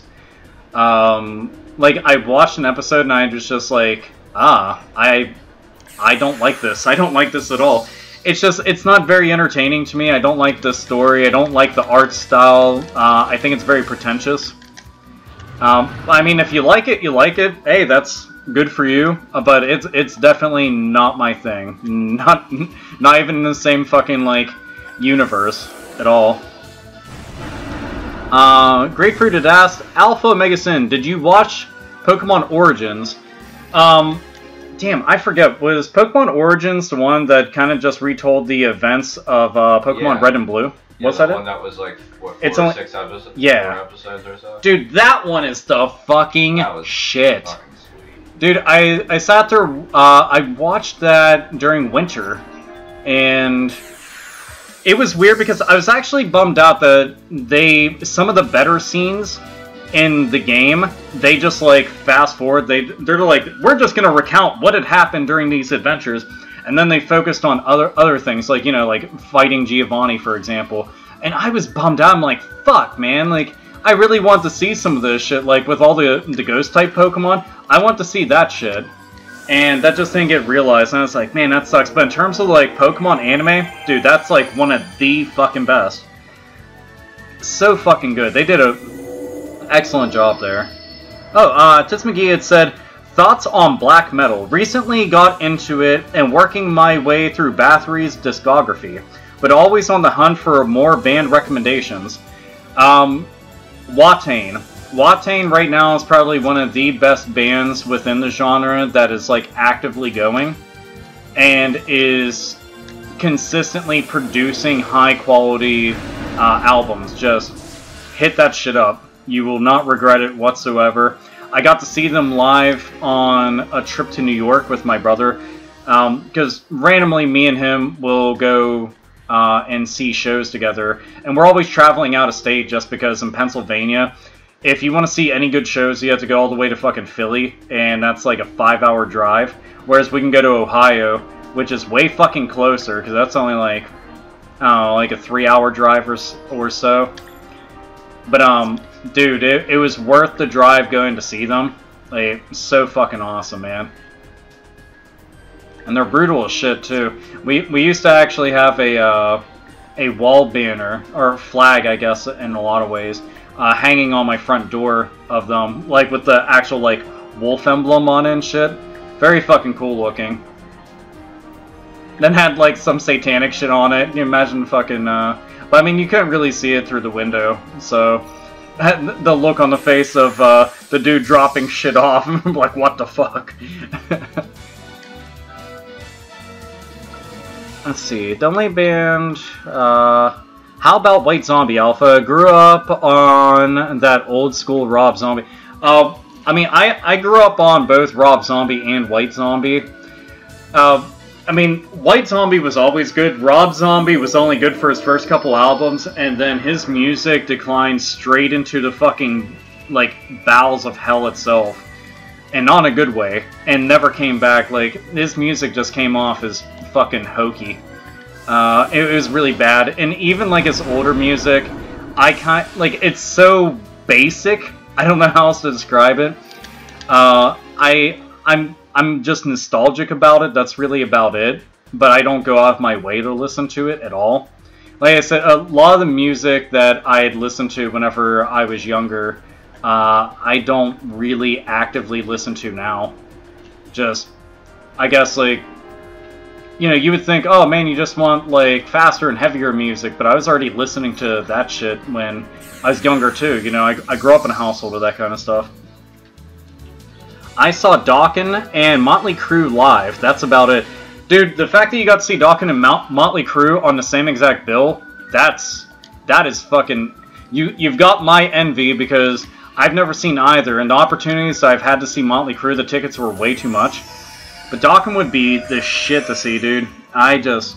Like, their first, like, 3 or 4 albums, I listened to pretty fucking regularly. I even made, like, a fucking mix CD of that shit. Yes, I still listen to CDs in the car. It sounds silly, but MP3 CDs are nice.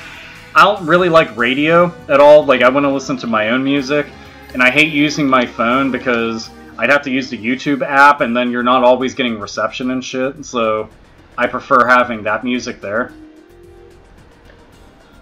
Woo, look at that. We're filling in this map even more. I know that this has not been exciting to watch for any of you at all, so again, I'm sorry. I'm just trying to, like, I want to make sure that, like, all of this is filled in, because, like, all of that's done. The more of this I get done, the better, and so I eventually can go on all the land. And Oh, wait. Paula actually said, Water of Ain, is my favorite song from Watain. I want to say it's Water of Ain, I think. See? It's nothing but pronunciations tonight that I'm having trouble with. I'm supposed to have, like, this vast vocabulary, and suddenly I'm getting tripped up with a bunch of fucking words that I'm unfamiliar with saying out loud. Damn it. Let's see, here, you know what, I'm actually gonna pull up,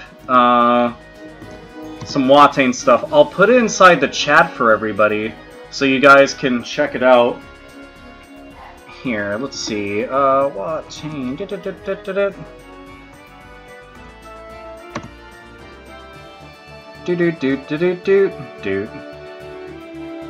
Here. Alright, I'm gonna give you the album, The Wild Hunt, so that you guys can listen to it. Come on. There we go. Alright. And into the chat it goes. Alright, there you go. That right there is the album. That was one of the ones that I've been enjoying most to listen to. Fucking good-ass stuff right there. I mean, I personally don't think that you're really going to go wrong with too many of their albums at all. I don't know if many of you remember, there was a series I had started. I had only done 2 episodes of it, though. But I would like to go back to it, assuming that my channel wouldn't get flagged into oblivion, which I think that it would. And it was called Metal Overdose, which essentially was just band, album, and song recommendations. And all I did was play a little bit of the song, and like visually I tried making it look very nice. And fuck, I have never fought this guy right here. This is a new one. Huh. Here, you know what? Let's go move over here. This motherfucker looks like a straight up Jurassic Park reject. I say we go and murder the fuck out of him. Let's see if he can actually withstand an attack from me. Nope! 74,000! Woo! I fucked his day up. Man, I fill his ass with bullets. Ain't coming back from that. Have I played Berserk in the Band of the Hawks? Yes, I have. And it is fucking awesome! Like, it is. It's really good. The downside is it just abruptly ends. Like, just out of fucking nowhere. I mean, on the plus side, it does go further than the anime has ever gone, which I think that's kind of cool. But, you know, if you're trying to catch up to the books, oh, do you have a long way to go. But watching it, it's a lot like watching the anime. Just, you know, a lot better done, and it looks a lot better than that CG shit. So, but more referring to like the original anime, the good stuff. But it's a fun-ass game. I mean, it's, you know, a straight-up hack-and-slash game because it's done up in the style of Dynasty Warriors and everything, but still. When did I get a tank? I got a tank sometime last night. I was just running around, and I had enough of the, I had enough dragon fossils, so I had to go all the way back to, what was the town's name? Fuck. I forget the town's name. Is it Jolly Roger? No. No. Not that.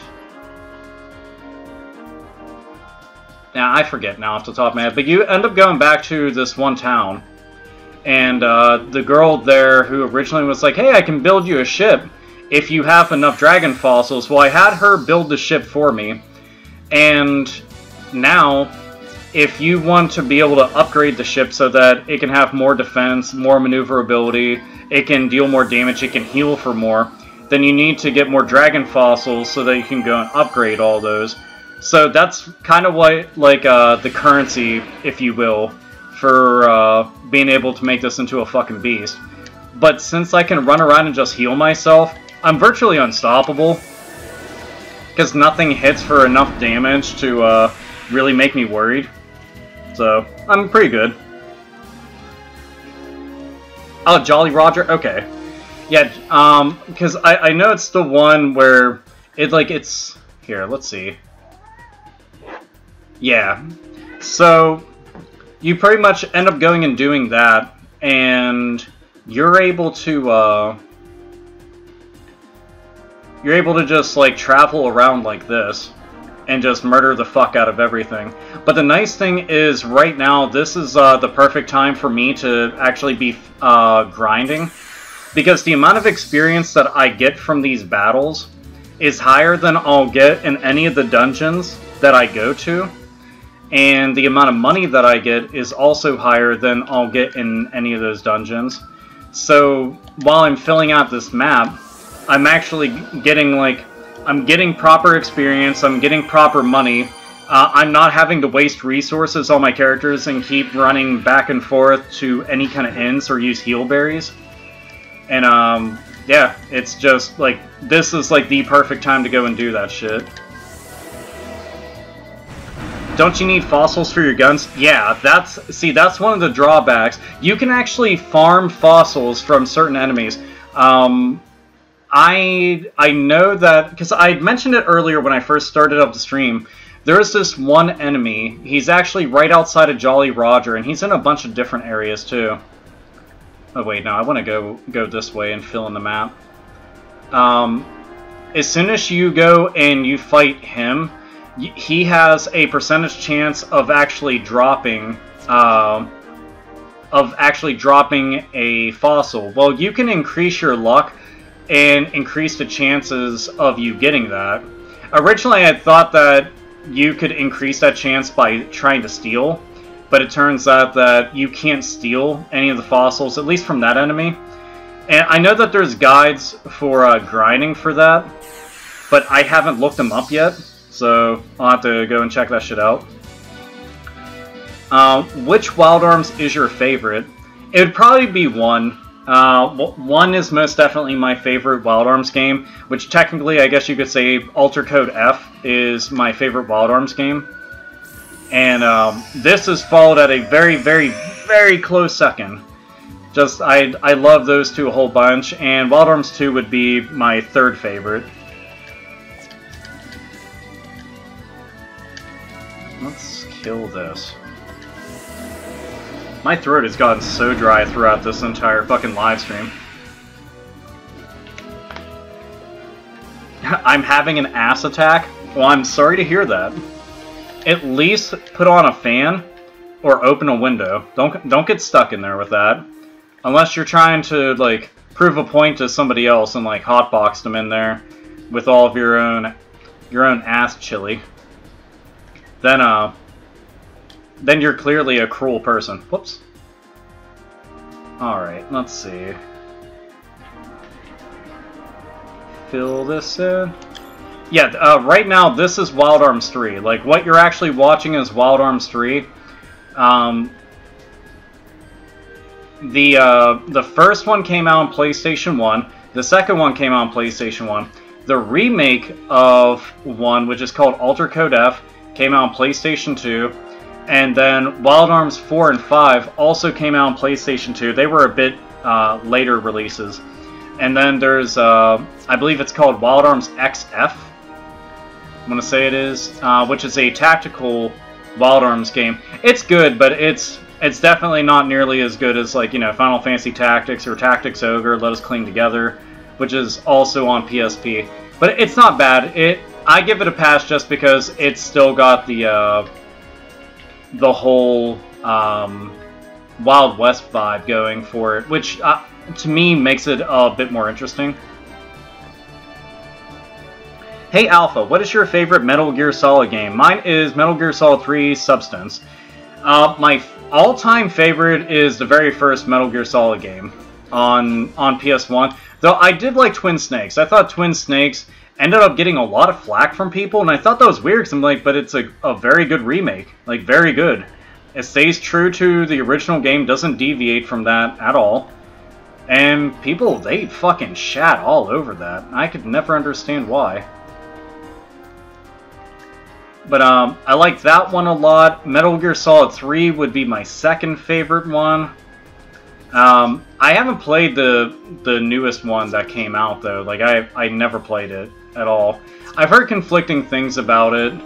My problem is I want more of a stealth game, and I feel like the newest one probably wouldn't give me that. And with something like Metal Gear Solid 4, for example, great story, but I thought it was a shitty stealth game. Like, I think it is an absolutely terrible stealth game because the game feels like it's more designed to steer you purposefully in the direction of it being an action game. And I know that Hideo Kojima seemingly is like more about that than anything else, which I think is a bummer because I love stealth games. That's why I got into Metal Gear Solid. If I want something that's just like run around and shoot everybody, I've got my pick of the litter on that. There's like billions of games that do that shit and do it very well. But anytime that you say anything like negative about Metal Gear Solid 4, people act like, you know, your head's fucking screwed on backwards or some shit. I'm like, it's not a perfect game. Like, it's really not. Like, trust me, your favorite games are all flawed to some degree. Even mine. I can make every game that I love to death a million times better with some constructive criticism.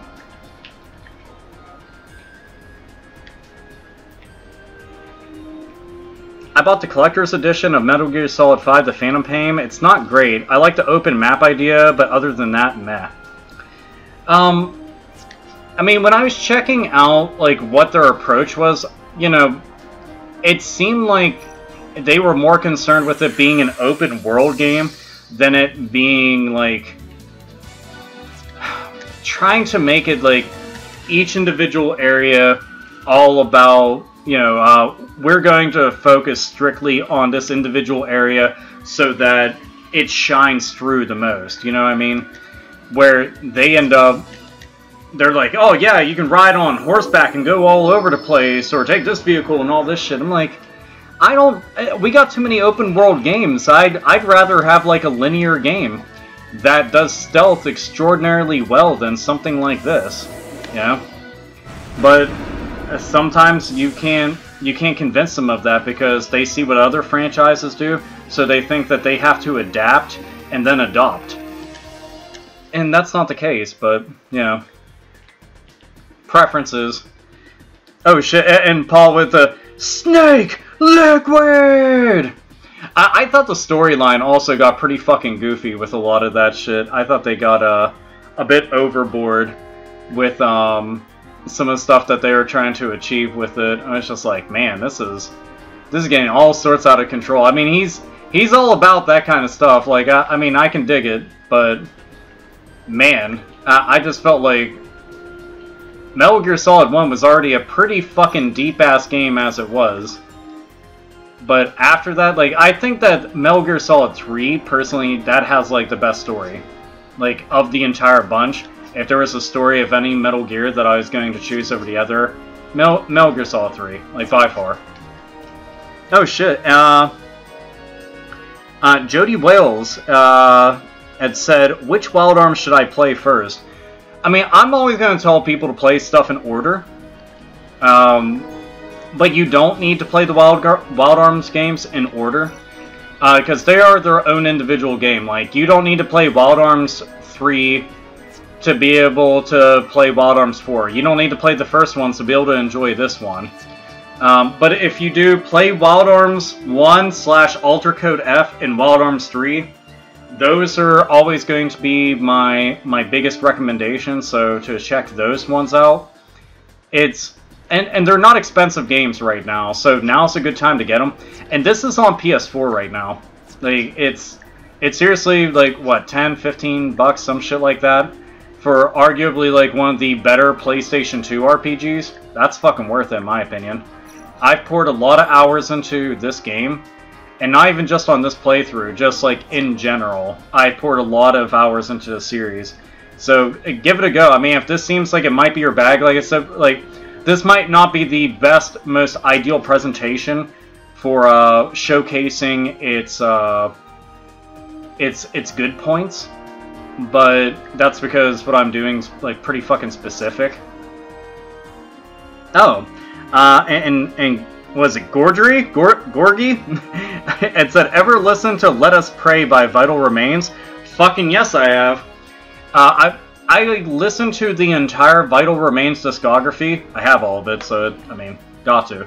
Vital Remains is one of, like, to me, one of the premier death metal bands ever. Dude, the first time I ever listened to Dechristianize, I was hooked. From that point forward, I personally don't think that their earlier work is nearly as good as that, but man, it's that fucking band. They tear shit up so fucking well. What's my PSN? It is AlphaOmegaSin. That is my PSN. Shocking, right? Oh no, I don't actually need to repair. I should go and do some fucking story here in like a couple minutes. Damn, you've been grinding for a long-ass time without saving. Yeah, that's because I know I won't die, so... Because, I mean, I've battled everything out here, and I've built up my ship in such a way that I murder everything. Like, I'm fucking beast mode when it comes to this ship. And I kind of get lost in just, like, hanging out and talking. So here, what we'll do right now is... See, this is kind of cool. If you press square, you can return to Jolly Roger by activating the autopilot proceed. Just press X. And it'll take you right back to Jolly Roger, which is one of the main places that you need to go to do your upgrades and shit. I got my horse right there, which I can just get more call whistles, so it doesn't matter where I go for that. And while I'm inside... You know what? I'll actually save, because it has been a while. Beep, beep. Let's see, so last time it was at 22 hours and 29 minutes. So it's been an hour and a half since I saved. Indeed has been a while. Is your PSN pick of Cortex? I forget, I think it is? I've changed my PSN pick like a bunch of different times because they had free PlayStation Network picks. Like, because I've had it as Goro Majima, I had it as Diablo from the Diablo series. What else did I have it as? I had it as Laharl from the Disgaea series. So I've had it as a lot of different things. How much money? I got 34,000. You know what? I can actually upgrade one of my arms. I think I'm going to do that. Give me 1 sec. I'll be right back. I'm going to go to the bathroom and, amuse yourselves.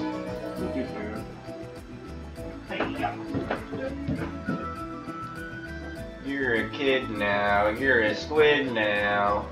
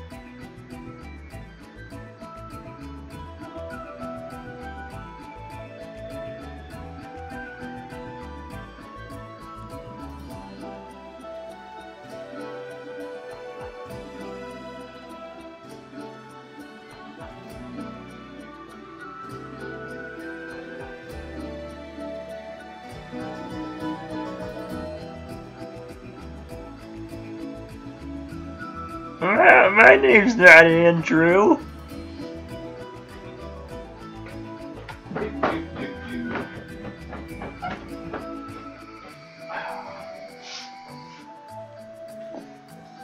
Okie dokie. Hi again. Alright, so Amelia is the girl that you want to talk to upgrade your craft and upgrade. She also upgrades your arms, but there's actually arms dealers all over the place. So they will literally upgrade whatever, like, here, go to upgrade arms. I'm more interested in doing Clive and Jets. See his? Look at that. Just to upgrade shot to level 5, 37,000. Fuck. Yeah, man, both of them are level 4. I can't even upgrade either of them. Shit. See, I've upgraded Virginia and Gallows almost identically. There, you know what, Gallows, I can do that at least. And with Clive, man, fuck. Yeah, I'm just gonna hold on to my money for right now. That sucks. Okay, so let's go and check out the Sandcraft. So, she'll take you out to hit up the Sandcraft. I can engineer the latest, most powerful parts in a jiffy, as long as I have dragon fossils. Let me take care of your upgrades and replacements so you can focus on becoming a first-rate Dunefarer. Let's see, do I have anything that I can sell? Nah. Alright, so in here is where you can get all of your upgrades. Now, this allows you to add elemental properties to the actual main gun, so whenever you're firing, if the enemies that you're fighting happen to be weak to any of these elements right here, then you're able to go and do that, but I'm not all that worried about that shit. Main thing that I worry about right now, like, I've upgraded my gun once, and that's all. Like, here, I can show you. So, I've got the Bunker Cannon 3. So, see, if I put on the old, like, the original one, which is the revolver cannon, if I put that on, it'd be total weight, shot, hit, bullets, critical, and weight would all go down. Weight wouldn't be bad if it went down, though, because I think that actually adds to its maneuverability. But, other than that, you do not want any of your shit to go down. Now, the only thing is, I'm not 100% certain what power does. That I'd have to look up. There's extensive guides. Like, I've got the strategy guide here, but I haven't looked through to see, like, what's said about that. So, but right now, all I'm doing is just fucking around. So, yeah. Also, hi to everybody who's just, making it into the stream. Very glad, folks are showing up to this. Let alone getting to experience a very cool RPG. Let's see, so where did I leave off? Let's see, so Humphreys Peak. Alright, so the faraway lands, southwest of Humphreys Peak. Okay.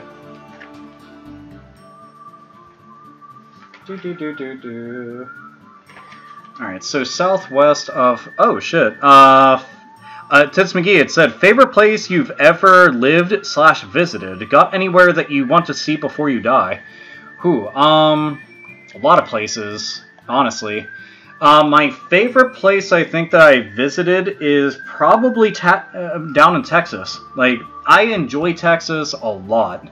Some of the best food, everybody down there was so goddamn fucking nice.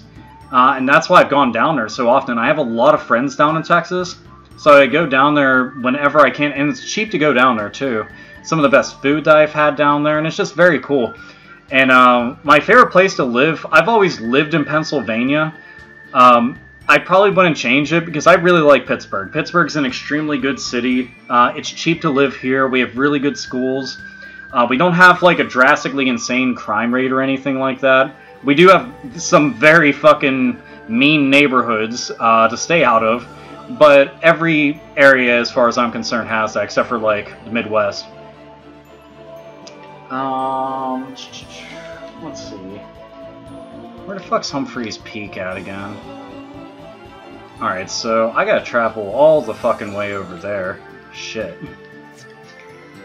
Alright, well, let's hop on the horse. And I guess I could take a train. Where's the train station? There's a train station. Yeah, we'll go and do that. But yeah, Texas I've loved a whole lot. If there was a place I could, like, I want to go to Tokyo. I really do. It sounds generic, but I've wanted to go to Tokyo since I was a kid.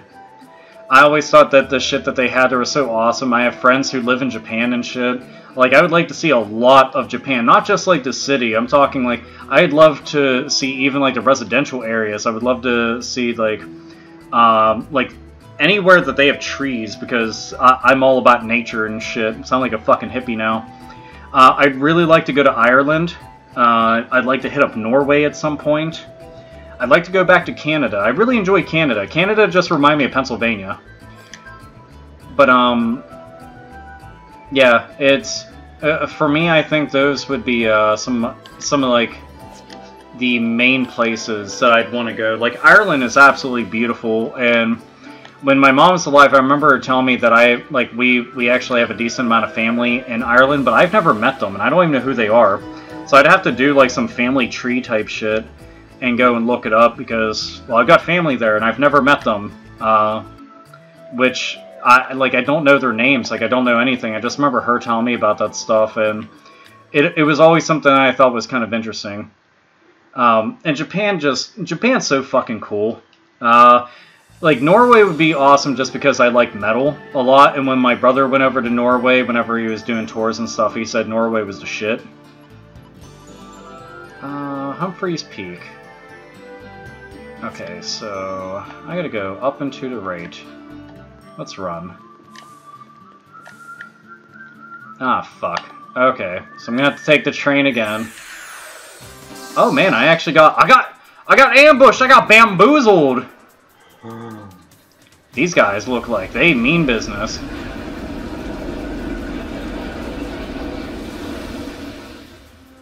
That's not that bad. I was expecting worse than that, because I haven't actually fought these guys before. That's like the first time I've ever seen them. Let's see. Have you played Full Metal Alchemist, A Broken Angel, and Full Metal Alchemist, The Crimson Elixir for PS2? I have not. I'd like to. Just, there's so many... there's so many fucking... I know one of them is an RPG, right? I don't know if both of them are. I know the shit's done by Square Enix, which I thought was kind of interesting. And we'll go and hit these motherfuckers hard. There. Planning on burning some churches while I'm in Norway. Now, you know what's weird? Like, despite the fact that I'm not religious, I think churches are fucking badass as shit. Like, just the way that they look. I always thought that churches were really neat looking. Like, I love the architecture of them. Think that they look just, like, awesome. Like, a lot of those old churches are in that Gothic style architecture, which... Dude, Gothic architecture in general, to me, like, it's fucking spooky and creepy, and to be honest, it's fucking metal as shit. And it's weird to think, like, because there's so much, like, blasphemous metal out there, yet I'm like, man, churches are badass, but I know a lot of people that are like that. They actually appreciate, like, how it looks and all that, and I've never burned down a house of worship for anybody, because, I don't know, it's just, that's dick, you know? Like, sure, I don't believe in what you believe, and some of the stuff I just think is fucking silly, but that's fucking terrible, taken away from other people. So long as they aren't hurting anybody, like, if I found out they were, you know, I wouldn't even burn down the building. What would the building do? If anything, I'd just fucking stab the shit out of you, because you're obviously, like, a menace to society if you're, like, you're really hurting people, like, actually hurting people.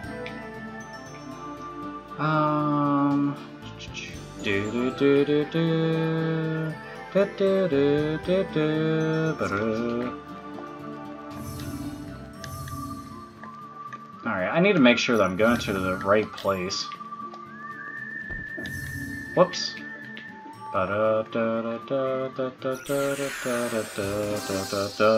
Man, I'm getting ambushed a lot. What is up with all this ambushing? This happened a lot. Do I have a vinyl collection? I do not. I have some vinyl, but not enough to say that's a collection. Mainly because my brother has always been like the music person, so he's always had like all the CDs and actually I can just attack all these guys. He's always had like all the CDs and all the vinyl and all the movies.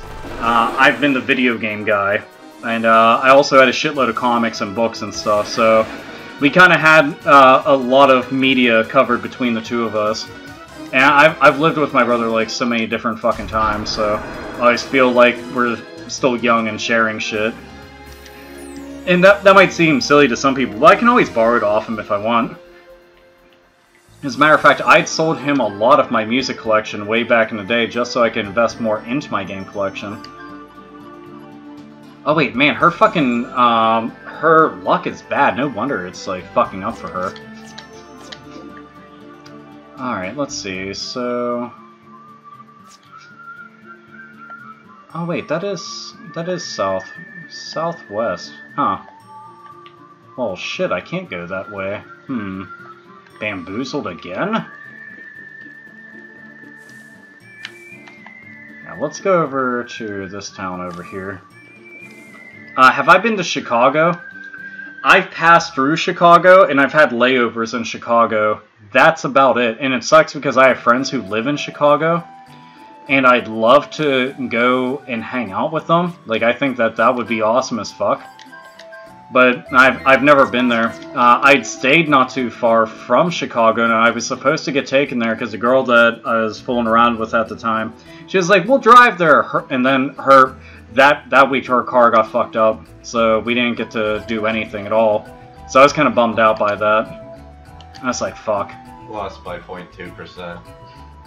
Alec just lost by 0.2%. Look how much better I did than everyone and, else in my team. In Splatoon 2. Dude, that's fucking depressing. That's not even a real percentage. I was my team. Sad. Let's see. What do you say about Chester Bennington? It's sad that he killed himself. Especially, like, in such a way where he killed himself on the birthday of his friend who just fucking passed away. That he recently, you know, sung at the funeral of, and it's just like two people who are big in music, and just both off themselves, and that's fucking horrible. Like, even if you don't like their music and shit, you know, you never wish that upon everybody or anybody. Like, it's just terrible. Oh, in northwestern area of the world map.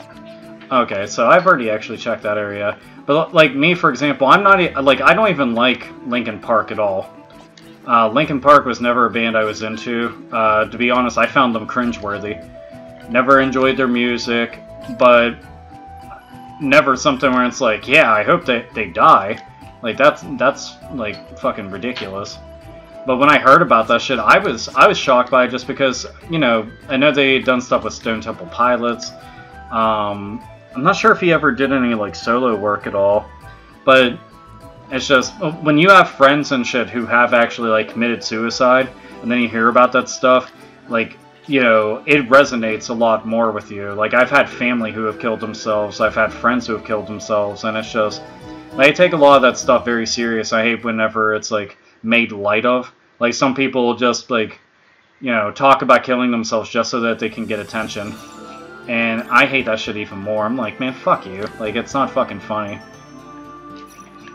And they'll do that stuff, like, over and over until people pay attention to them, you know?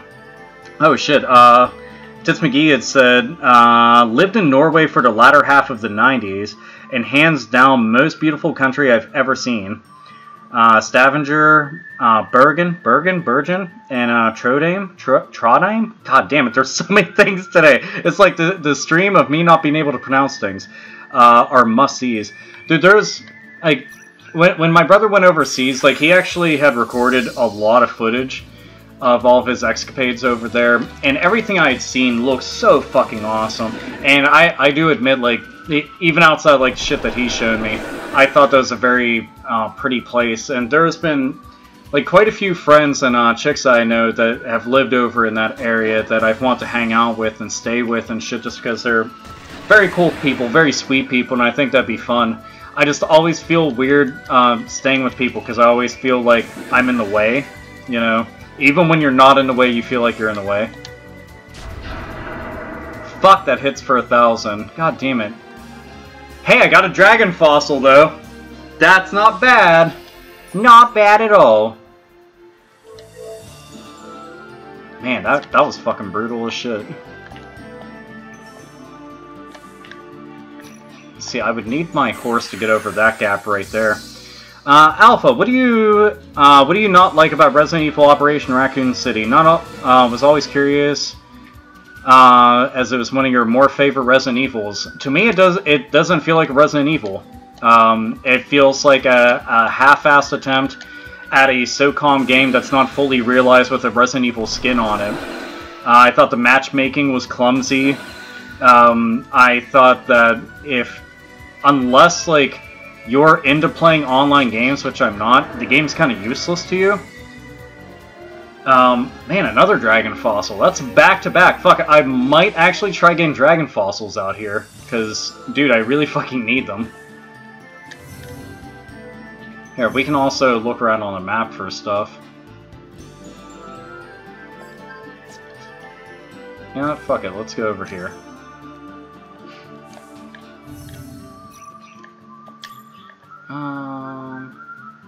Okay, so I haven't actually hit up this part of the map over here. That's probably because I can't. But yeah, it just, I don't know, Operation Raccoon City, just not into it. Like, I thought the Mercenaries mode was honestly, like, more interesting than Operation Raccoon City. And I haven't played the new one that they had out, mainly because they didn't release a physical version here, and I don't have the cash to, like, go and import it just yet. But I also don't have PlayStation Plus, so I kind of can't do shit, you know, online with it. But eventually, one day, maybe. Norway is very similar to Scotland. I'd like to see it someday as well. You know, Scotland honestly wouldn't be wouldn't be a bad place to visit as well.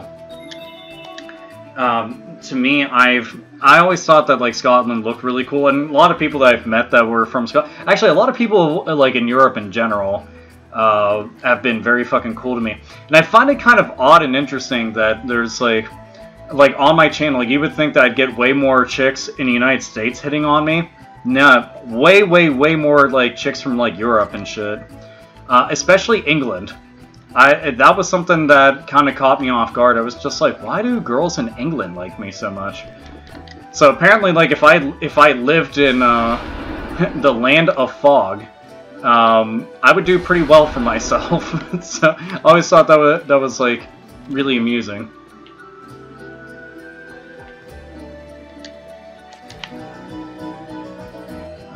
Let's see. You know, I'm gonna see how many of those alarm clocks do I have. There, made a quick $3,000. It's one of the nice things is the equipment for various different Guardians. This shit sells at $1,000 a piece. Dude, it's so fucking nice. England is my city. Oh man, that fucking song. Holy shit. What a fucking miserable pile of crap. Like, the fact that those motherfuckers think they can rap, I could rap better than them. With that Disney Channel flow. Like, fucking just end everything that you're doing. Like, what the fuck?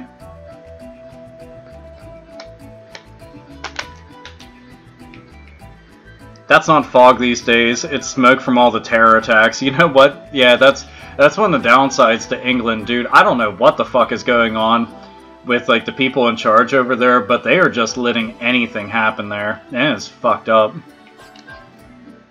Oh yeah, by the way, if you come here, you can listen to all the music in the game.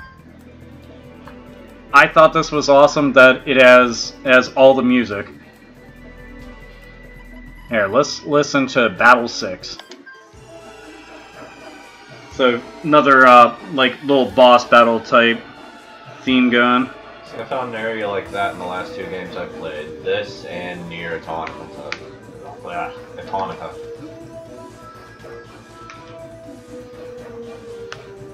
Are you winning this time? Hard to say right now. 30 seconds, though. Here, let's go with event 3. If you guys have ever noticed, man, I go through a lot of video game music. Like, I regularly... Like, I don't hear anything playing.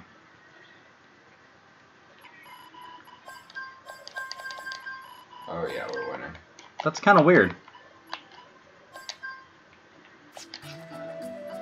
I wonder why it was just stopping the music from playing. Hold up, let's try that again.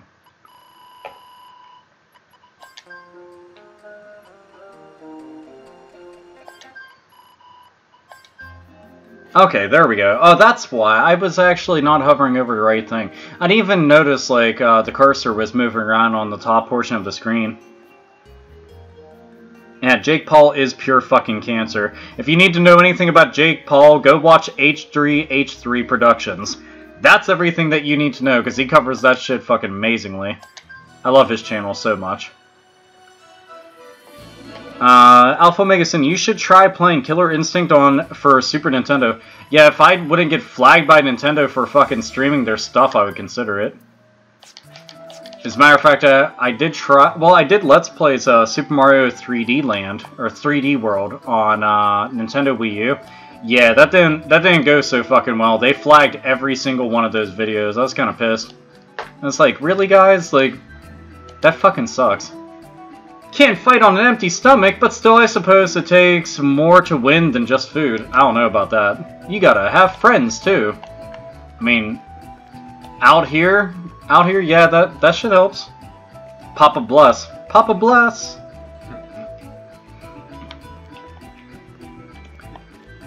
Alright. Oh shit, Paul had said, could I go a day without music? I think I could. I honestly think I could. There's people who say they couldn't live without music. I could go a day without it, but I couldn't go long without it because I'm somebody who needs noise around me. Like, when I go to sleep, I have shit playing all the time. I will put on an entire playlist of shit and just watch until I fall asleep. That's just how I am. Damn, that cat's fucking tough. Did you see that? Like, you know what? I could go without music. I could go without a lot of music that gets played on the fucking radio, because most of that is pure unbridled fucking audible cancer. So hearing half of that shit makes me want to take a fucking ice pick and lobotomize myself, so I can't comprehend the fucking detrimental levels of shittiness that is imbued within every single one of those fucking notes that harmonizes with nothing but liquid bubbling shit. Goddamn, that sounds like some angry video game nerd shit right there. But honestly, there's so much bad music out there, and I'm like, how the fuck are people listening to this? Like, where the fuck did we go wrong as a species? That, like, Jake Paul is making music, and people listen to it. Like, what the fuck? Doomed to Obscurity. What the fuck was Doomed to Obscurity? I don't know if I've been to this place or not. I'm really bad at remembering some of these fucking dungeon names. Pretty sure I've been to this joint, though. Yeah, I've been here already. Never mind. I must be in the minority. I have to sleep in the dark, and the only thing I can hear is the fan or AC. You know, I need it to be completely dark. That's one thing, because I hate light. The minute the light ends up peeking in through a window, dude, I'm dying. Like, I'm just fucking dying. I can't handle that shit. I don't like the hot. I don't like the light. So apparently I want to go live in Alaska or the Arctic. Just judging by my my preferences for everything.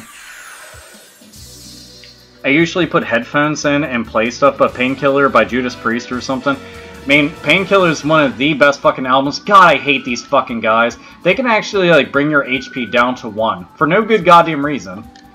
Like, fuck these turds. Bitch-ass motherfuckers.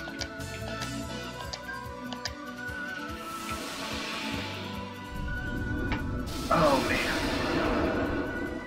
man. You won? Were you number 1 this time? Oh, Rob. I'm kinda surprised. These motherfuckers still actually take a beating. Good, he missed. Haha. Here, everybody's just gonna fucking fire bullets on this piece of shit. Combo breaker!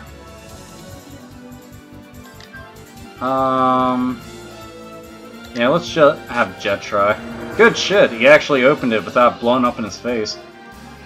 Blue Bracer and another Dragon Fossil. That's 3. Dude, I'm actually doing really good with this. Alpha, you should do a live stream of Brutal Legend. Love that game and love to see you stream it. You know what?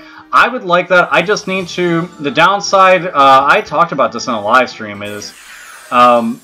all of the licensed music in it, dude, that shit would get flagged in a fucking heartbeat. That's the thing that fucking really sucks about it. There, everybody concentrate all your attacks on this piece of shit right here. But I would be all for it. What's my roommate playing? Alpha? Alpha. God, I keep calling you Alpha. Alex, you are now me. AlphaOmegaSin. AlphaOmegaSin. He's playing Splatoon 2 right now. God damn, they just... Those are the things that bring my health down to 1. These fucking pieces of shit. Okay. Do you see that? So much fucking damage. Everybody else attacked the shit out of him. Yeah, Splatoon 2 is pretty fucking good.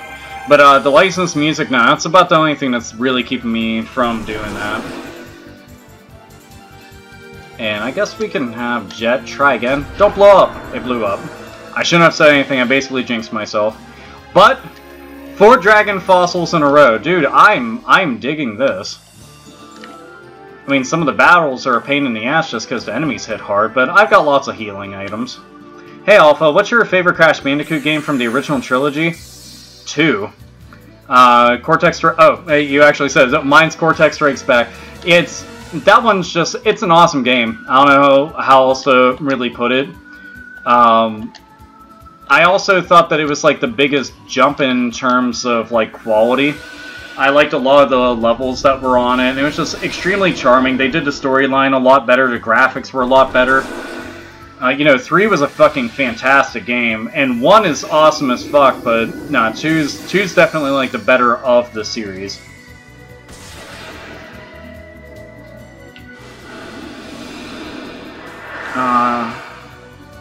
Thoughts on the Witcher series? I like The Witcher, but I haven't played a whole hell of a lot of it. Truth be told, I've only played the,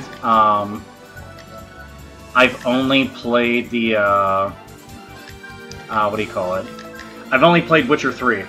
That's it. And that's really about it, and that's because that was the first one I've had access to. I just got Witcher 2 on 360. I know, get them on PC, it's a better idea. But that was the one that I got, and dude, it was only like $2 or $3. So I sure as fuck wasn't going to, I wasn't gonna ever fucking, like, jump away from that. Like, that'd be ridiculous. Oh, fuck, what time is it? 10:46. And I'm gonna be hopping off in a couple minutes, because it is going to be eventually time for me to roll off to the gym, because I'm one of those people that really likes going to the gym late at night because nobody else is there. And it's a 24-hour gym in the area that's in. There's like nobody around there at all. So the gym typically is like completely fucking empty. Is most pleasings. Oh wait, here, we need to do this shit right. Do that, and refrigerate. Thoughts on Lego Batman? The movie, I haven't actually seen Lego Batman. I want to, though. But I love the Lego Batman games. I've played and beaten all 3 of them, by the way. I love the second one the most, though. It kind of reminds me of, like, a little Grand Theft Auto game. Like, Lego GTA. Which, I mean, Lego City Undercover, technically, is like Lego GTA. Fuck yeah, another Dragon Fossil! Dude, I should be over 10 now. I think I have, like, 10 or 11? No, 13. Holy fuck, my math was way off. Dude, that is awesome. Yeah, I'm definitely getting more Dragon Fossils. Thoughts on Kingdom Hearts 3? You didn't watch my video about Kingdom Hearts 3. I gotta wonder why people always end up doing that. Like, what are your thoughts on this? Why don't you watch my video? Alpha makes videos. People want his opinions on it, but don't want to watch him give his opinion.